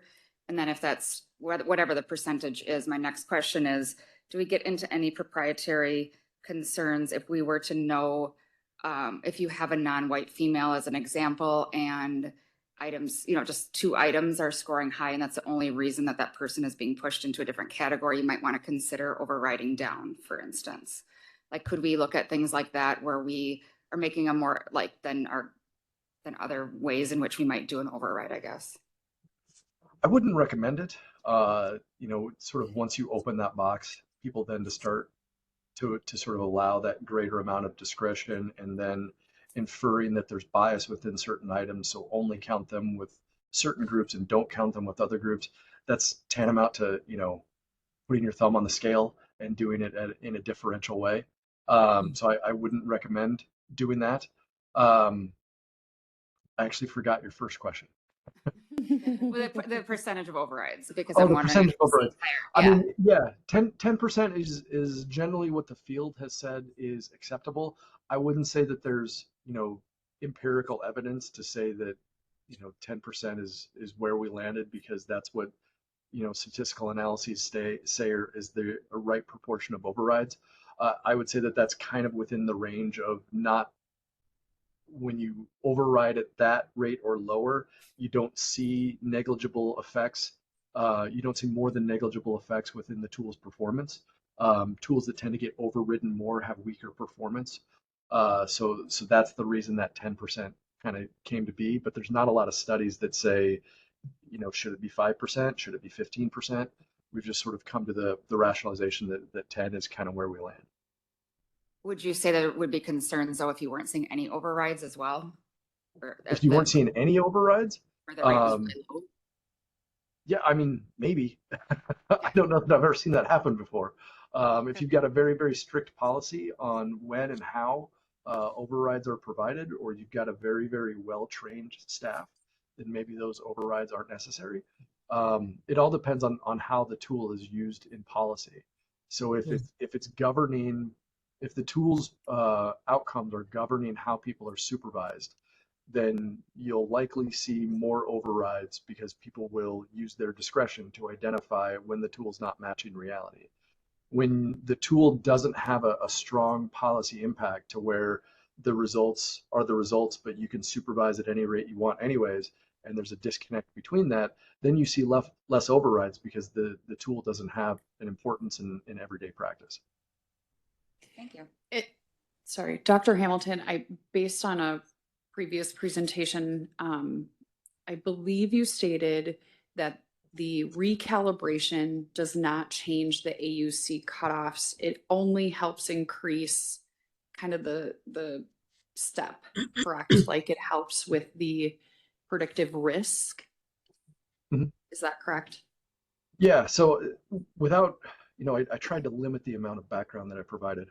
I want to give you guys a little bit without going too into the weeds, because I tend to nerd out a little bit, and I apologize. But the concept of recalibration is that each one of those scores, based on what the LSCMI says and based on what every tool says, is that there's supposed to be a particular percentage of risk associated with each one of those scores. And that percentage of risk is really based on how frequent recidivism occurs within your population. So where that tool was developed in sort of northern Ottawa with a white male population, the recidivism rate back in the 1980s, those cut points or scores that were set were based on that population. When you transfer that now to the recent population in Minnesota, using a probation population of a different set of demographics, you're going to see different rates, particularly with regards to some of those issues of bias that you've seen. So the recalibration of the cut points sort of gets it closer to reality and says, scores 0 through 8 represent very low risk, and that's sort of a one-to-one comparison of what the LSCMI was identifying in its early 1980s assessment of that population, is saying that now that population looks different when you're looking at a Minnesota population. If you were looking at a parole population that's much higher risk than what you're assessing, you would see a different set of cut points because you'd have to calibrate it slightly differently based on their sort of more frequent recidivism rates and their higher indications of criminal history items. Did that make sense? I think Yes. so. Okay. And, Sorry. That's all right. Toby, you've been waiting a very long time. Please go ahead. Yeah, and I'm sorry I was late. This WebEx just doesn't agree with my computer. I understand. So, Dr. Hamilton, I represent the tribal community on this board, and it's no surprise that we're overrepresented, in your study. So, of the 3 tools that you're recommending, which one holds the least racial bias? And I think another question I had, to me, I'm working with people here in my community, and we have a probation officer now, but he is not I'd say like the probation officer's helper, and he's not at the level to administer these tests yet. And so I'm interested in what would be the best one if the Native community takes a shift to, manage probation at the tribal level, what that suggestion would be. And then I'm trying to think of what my other one was. I think my concern is the bias. The bias creates a label that lasts a long, long time. And I have a gentleman here who I don't know what else he can do, when you're trying to bring them back to the community, and how harmful, these things stay with them, when when the recommendation is you're high risk or whatever, and people are really trying to change their way. And I think also the different types of correctional institution that they've been in, where there is more treatment and stuff like that. I think over the years, these numbers will change. The Stillwater prison is closing down, and, part of those inmates will be sent to treatment programs. And I do think that these scores will change based on the success of institutional programs that they participate in. And then when you're leaving and to test them, I think there would be a change. But I am interested in knowing of those 3 tools that you recommend here, which is the one that holds least cultural bias? Yeah, those are all really good insights and questions as well. I would say of the three that I listed, one was the compass, the strong R, and then the MinStar. The latter two are the two that have probably worked the hardest to try to remove bias from their items that they utilize. The compass sort of has a more rigid or regimented set of items that they use. They do make some changes to tools if an agency requests it, but it's lesser than the other two. The other two try to, at least the MinStar specifically was developed for your DOC population in Minnesota. And so it specifically is designed to meet the needs of your local population. The recent validation of that tool, which I conducted, was identifying very minimal levels of bias.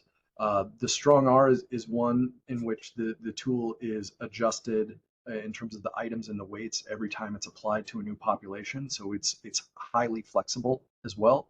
And I would say the biggest sort of issues around bias within tools tend to be that cultural norming that you're talking about. Criminal history domains in particular tend to have the biggest issues.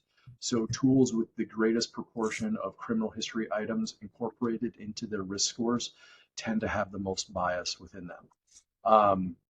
Things that are within the tools that tend to be, sort of seen as high risk for maybe a normative population of a white male population in Canada or any of the other development populations, those might not be so high risk and maybe more normative for other populations. And so looking at each item individually with a subject matter expert team is usually a good idea before you adopt a tool or before you make any adjustments to it. So having the flexibility with developers to sort of make those changes, I think is the key element that you need to look for, rather than just what's your current set of items and what study shows the least amount of bias. It's more about having the ability to have your own tool, or at least your own version of their tool, so that you can have that flexibility to remove bias later on. Right. So our staff at the time, they're not, they don't do these assessments. There's a probation officer that does those assessments for them. And so if we are stuck with LSCMI, what are the parts that we would amend? Because you presented that there's certain sections that we could amend or, not rely on as heavily. What parts would that be? And I hope that's not a big long answer because I've not seen that test. That's okay. That wasn't one of the tasks that we were sort of assigned to look to see which items you should remove. However, Hennepin County, I was told, and I've looked at their report, removed 4 items from the LSCMI that they felt had bias within them, and got sort of approval from the developers to do that, where they sort of, seems odd to me, but have indicated that you can have up to 4 items missing from the assessment and still get a valid prediction. So those are the 4 that they've decided to not score intentionally.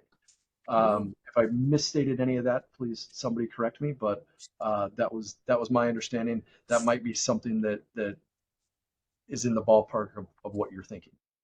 Okay. All right. The clarification on that, I believe, is that they still score all items for the proprietary reason. They just don't calculate it in their final score. They basically omit them as the 4 chosen ones that still make the tool valid. And so, Toby, one of the things that we've been talking, or that we mentioned, is that because the tool is a proprietary tool owned by Multi-Health Systems, like that's the developer. That's who, if we were to try to change any of the items, we would have to work with what we also know is there's not a great track record of that developer working with states to change items. So that it may or may not be an option. And that's something that, we would have to explore as well. And so that's where this sort of, a couple of decision points that I think that we'll be having to talk about in the future are, do we stick with the LSCMI long-term, or do we consider changing tools? If we consider changing tools, are we changing to another tool that already exists? And that's where Dr. Hamilton's suggestion to think about whether the developer is willing to work with you if we go with an existing tool comes into play, or do we consider building our own tool that is based on our population and normed for our population so that we can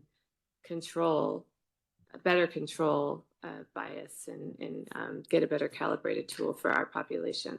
So those are all those are all the decision points that sit in front of us. And then it's like there's a tree branch here. We probably should diagram this out, but if we decide to change tools, because that will take some time, in the interim, we have another set of decisions. Do we continue to use the tool that we have in the interim in the way that we're using it today? Or do we consider things like standard cut points to make it perform better while we're using it? So there's a couple of very interrelated and complex decisions ahead of us. One of the things I think the subgroup would need is some like models with the data that show statewide data through the different cut points, and how does it really change if it's rural or tribal, or if it's like those sorts of things. So I'm wondering if one of the asks, or because I unless Dr. Hamilton, that's like in the larger report, but what does this look like? Not at the very high aggregate level, but like really what does it mean for Minnesota's jurisdictions and delivery systems, et cetera? That will be something I know the subgroup, they'll have their own, like if I'm on it, I can bring mine, but it will be biased to that. So it's kind of trying to get that global data to start to look at some of these options is one thing that was discussed. Is that, where does that, Dr. Hamilton, is that something that's still possible within the contract that we have with you?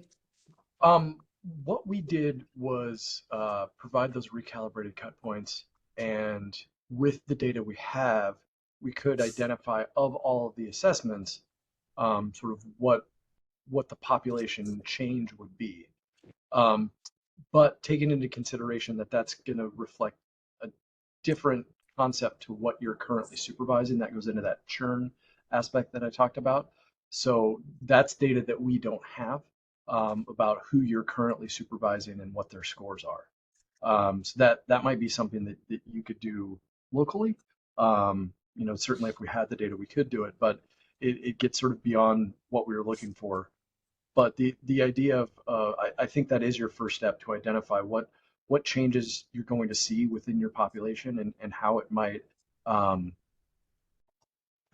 alter your supervision practices and the resources that you have.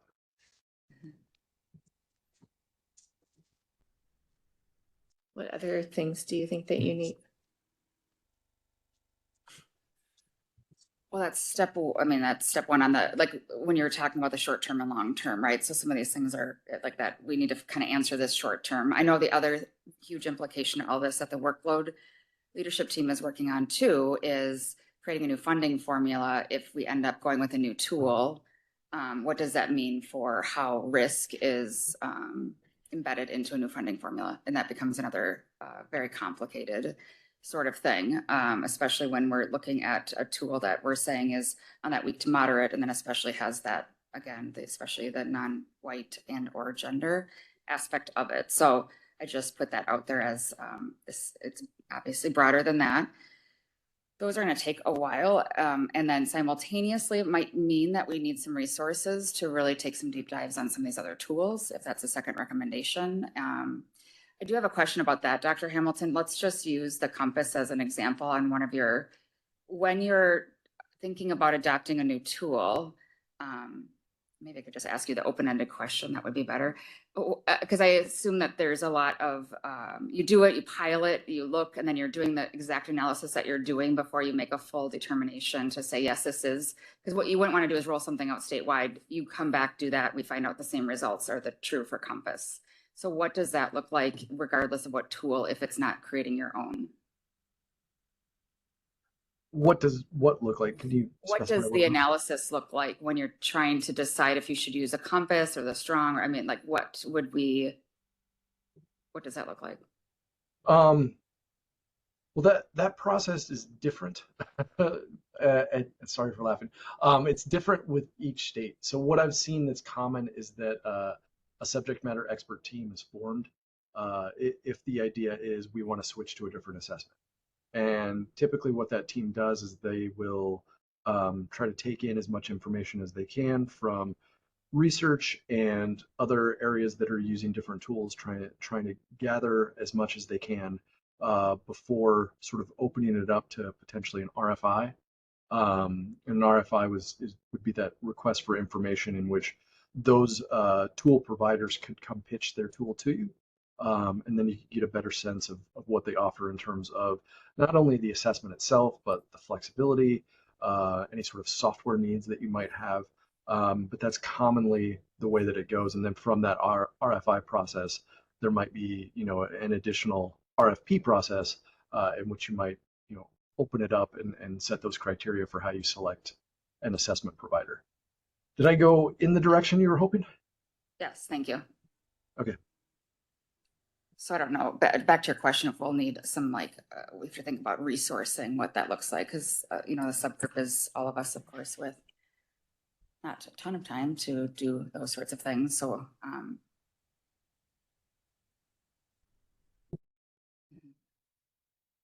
Yeah, I was actually gonna just bring up the fact that we're heading into the new biennium as well, and so what's sort of striking me is I could see the need to make an ask for funding to do some of these next stages, right? And it's just a matter of what do we think we would want to, maybe we have to do like a multi-year ask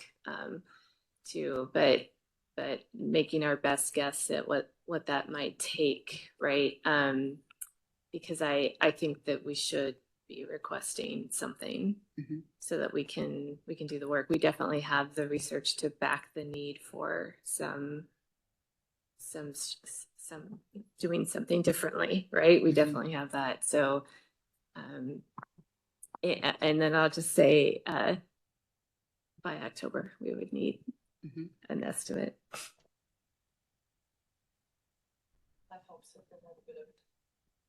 Before October. really September. It's really like it's really August. Okay. It's really August. And I think even to go into what Kevin was talking about earlier, like we knew the tool wasn't the best. Now we have the validation study and the proficiency. So it's not a proficiency issue. So we have both of those results back. And I keep thinking in 5 years when we have to do another validation study, do we want to look back and be like, what were they doing 5 years ago? And why was the decision made, whatever it is, right? When you had this information. So I feel like it is at kind of a time where it's like, okay, we have all of this information now.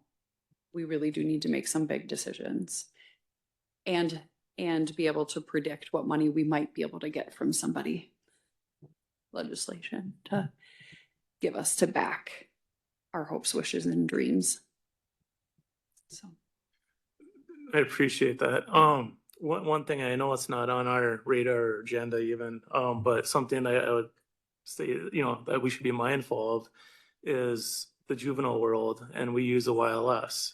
And so if we're seeing these issues with the LSCMI, same authors for the YLS, do we want to be here 3, 4, 5 years from now when we're talking about the juvenile assessment tool and we've been doing it wrong for the past when we have this information? And so, Dr. Hamilton, is there any of those tools that you recommended in the juvenile world? Are they compatible, or another form that can be used in the juvenile world? So if we're looking at for adult, it might make sense. Like it's the juvenile world would also benefit.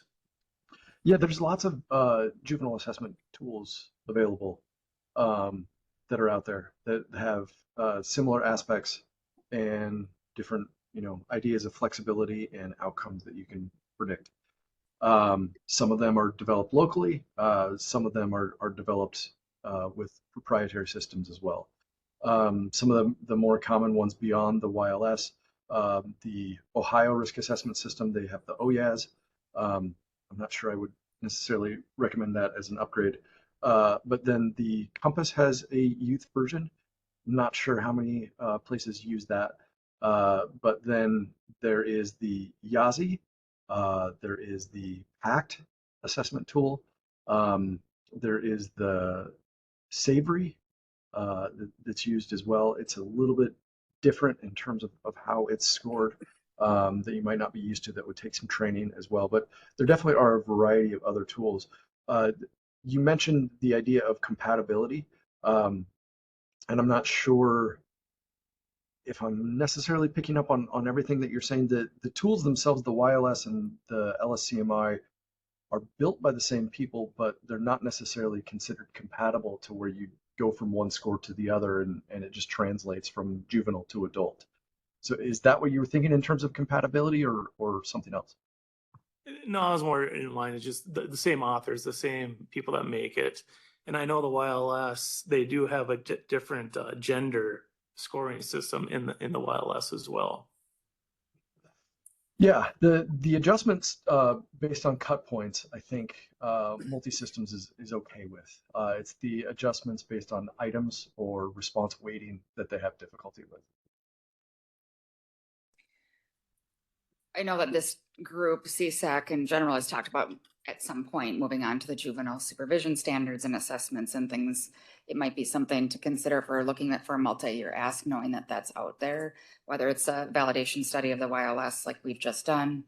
I don't know if certain things are running parallel, so that we don't wait years and then we're now starting on juvenile. So I just put that out there as like possible thoughts to incorporating that. So in case we do have the similar things, we move on that, so we're not continuing to use a tool that's either not valid or biased. Yep, I think that's a really smart thing that we should definitely consider building in. So I think the summary is overall the tool meets this policy that we set, but there are problems with it that are greatly concerning. And so we do need to do some additional work to figure out how we move forward. So for now, we're asking the risk assessment team to continue diving in a little deeper and try to help set up a conversation at this level again, so that we can make some direction setting kind of decisions. And I think, is it fair to task that group with also talking about a legislative ask or bringing us some ideas for a legislative ask? I think that's fair. Okay. All right. And we would need those by August at the latest. We would need more.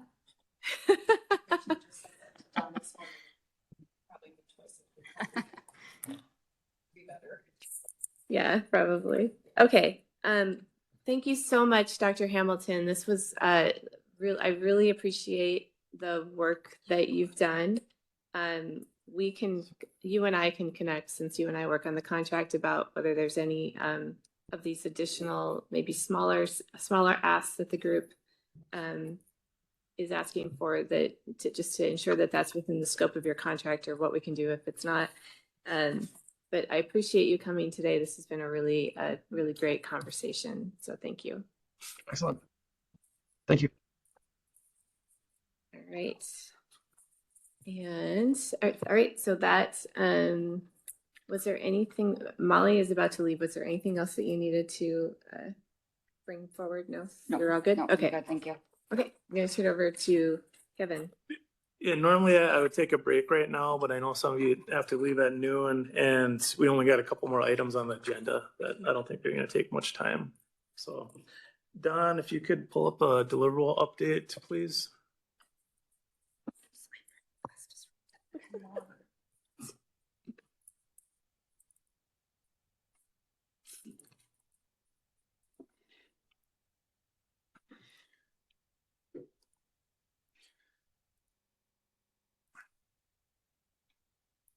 Okay, give me just 1 second here and I will.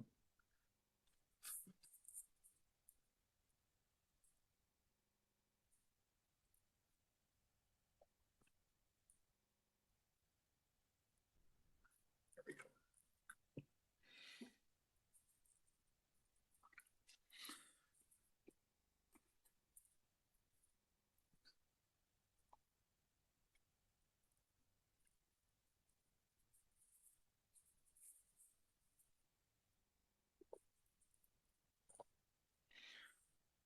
All right, for deliverable 1, we've got the ISR policy, which was approved last year. I did get confirmation that it is going to be reviewed this year. So we should prepare for recommendations on anything for the ISR policy, for updates on that.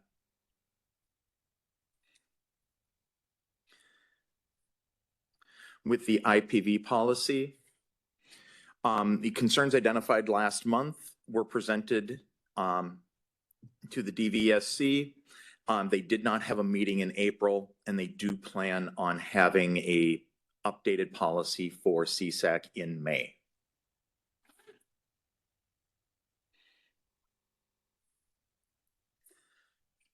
Regarding the supervision standards, the JRI working group received the feedback and they've started pulling together a rough draft of the policies. And they are working through this, but they did not have a time frame identified for when they're going to have a presentation to us.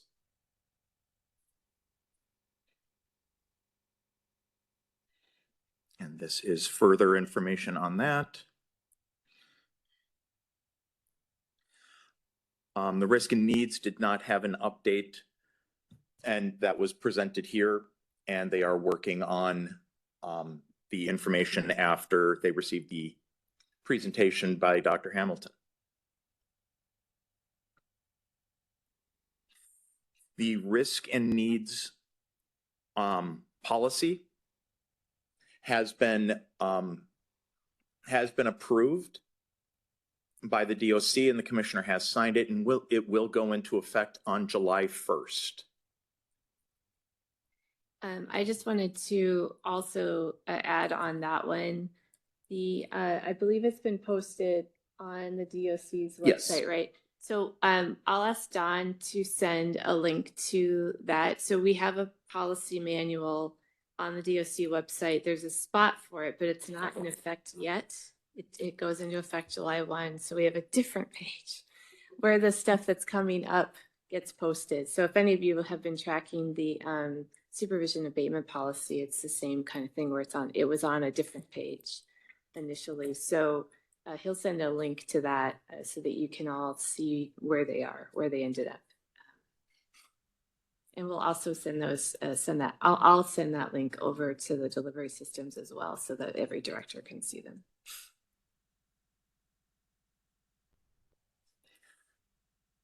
And there were no updates provided for statewide pre-screener probation, pre-screeners.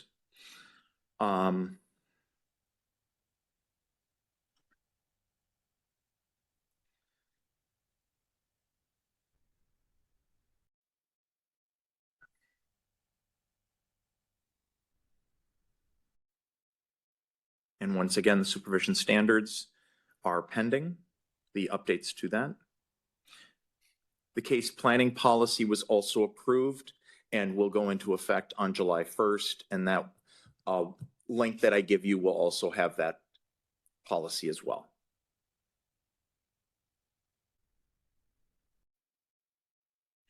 Regarding prioritizing development of metrics to assess fidelity and outcomes, the data is being gathered through CSTS at this time.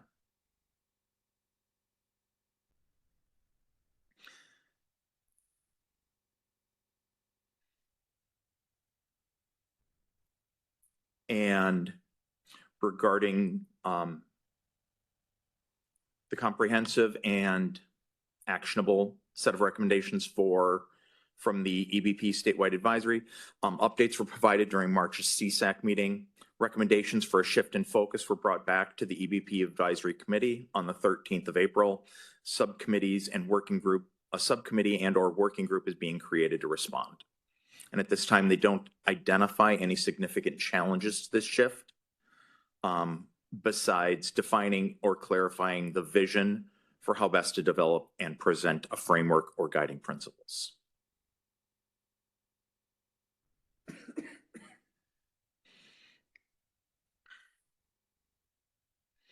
And this also falls into that category as well.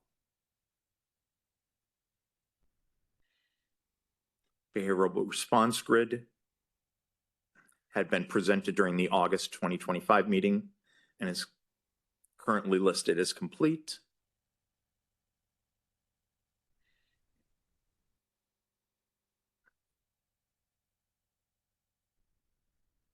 And this, the statewide training, coaching, and quality assurance policy was presented in August of 2025. It has also been approved and will be part of that link that I send out.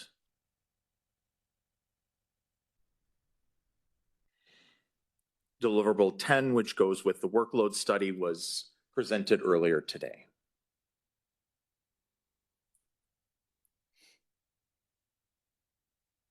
And that is the end of updates that I have for the deliverables, pending any questions. Thank you. Hearing and seeing none. Other business? None. All right. Any public comment? Do we have anybody on the public?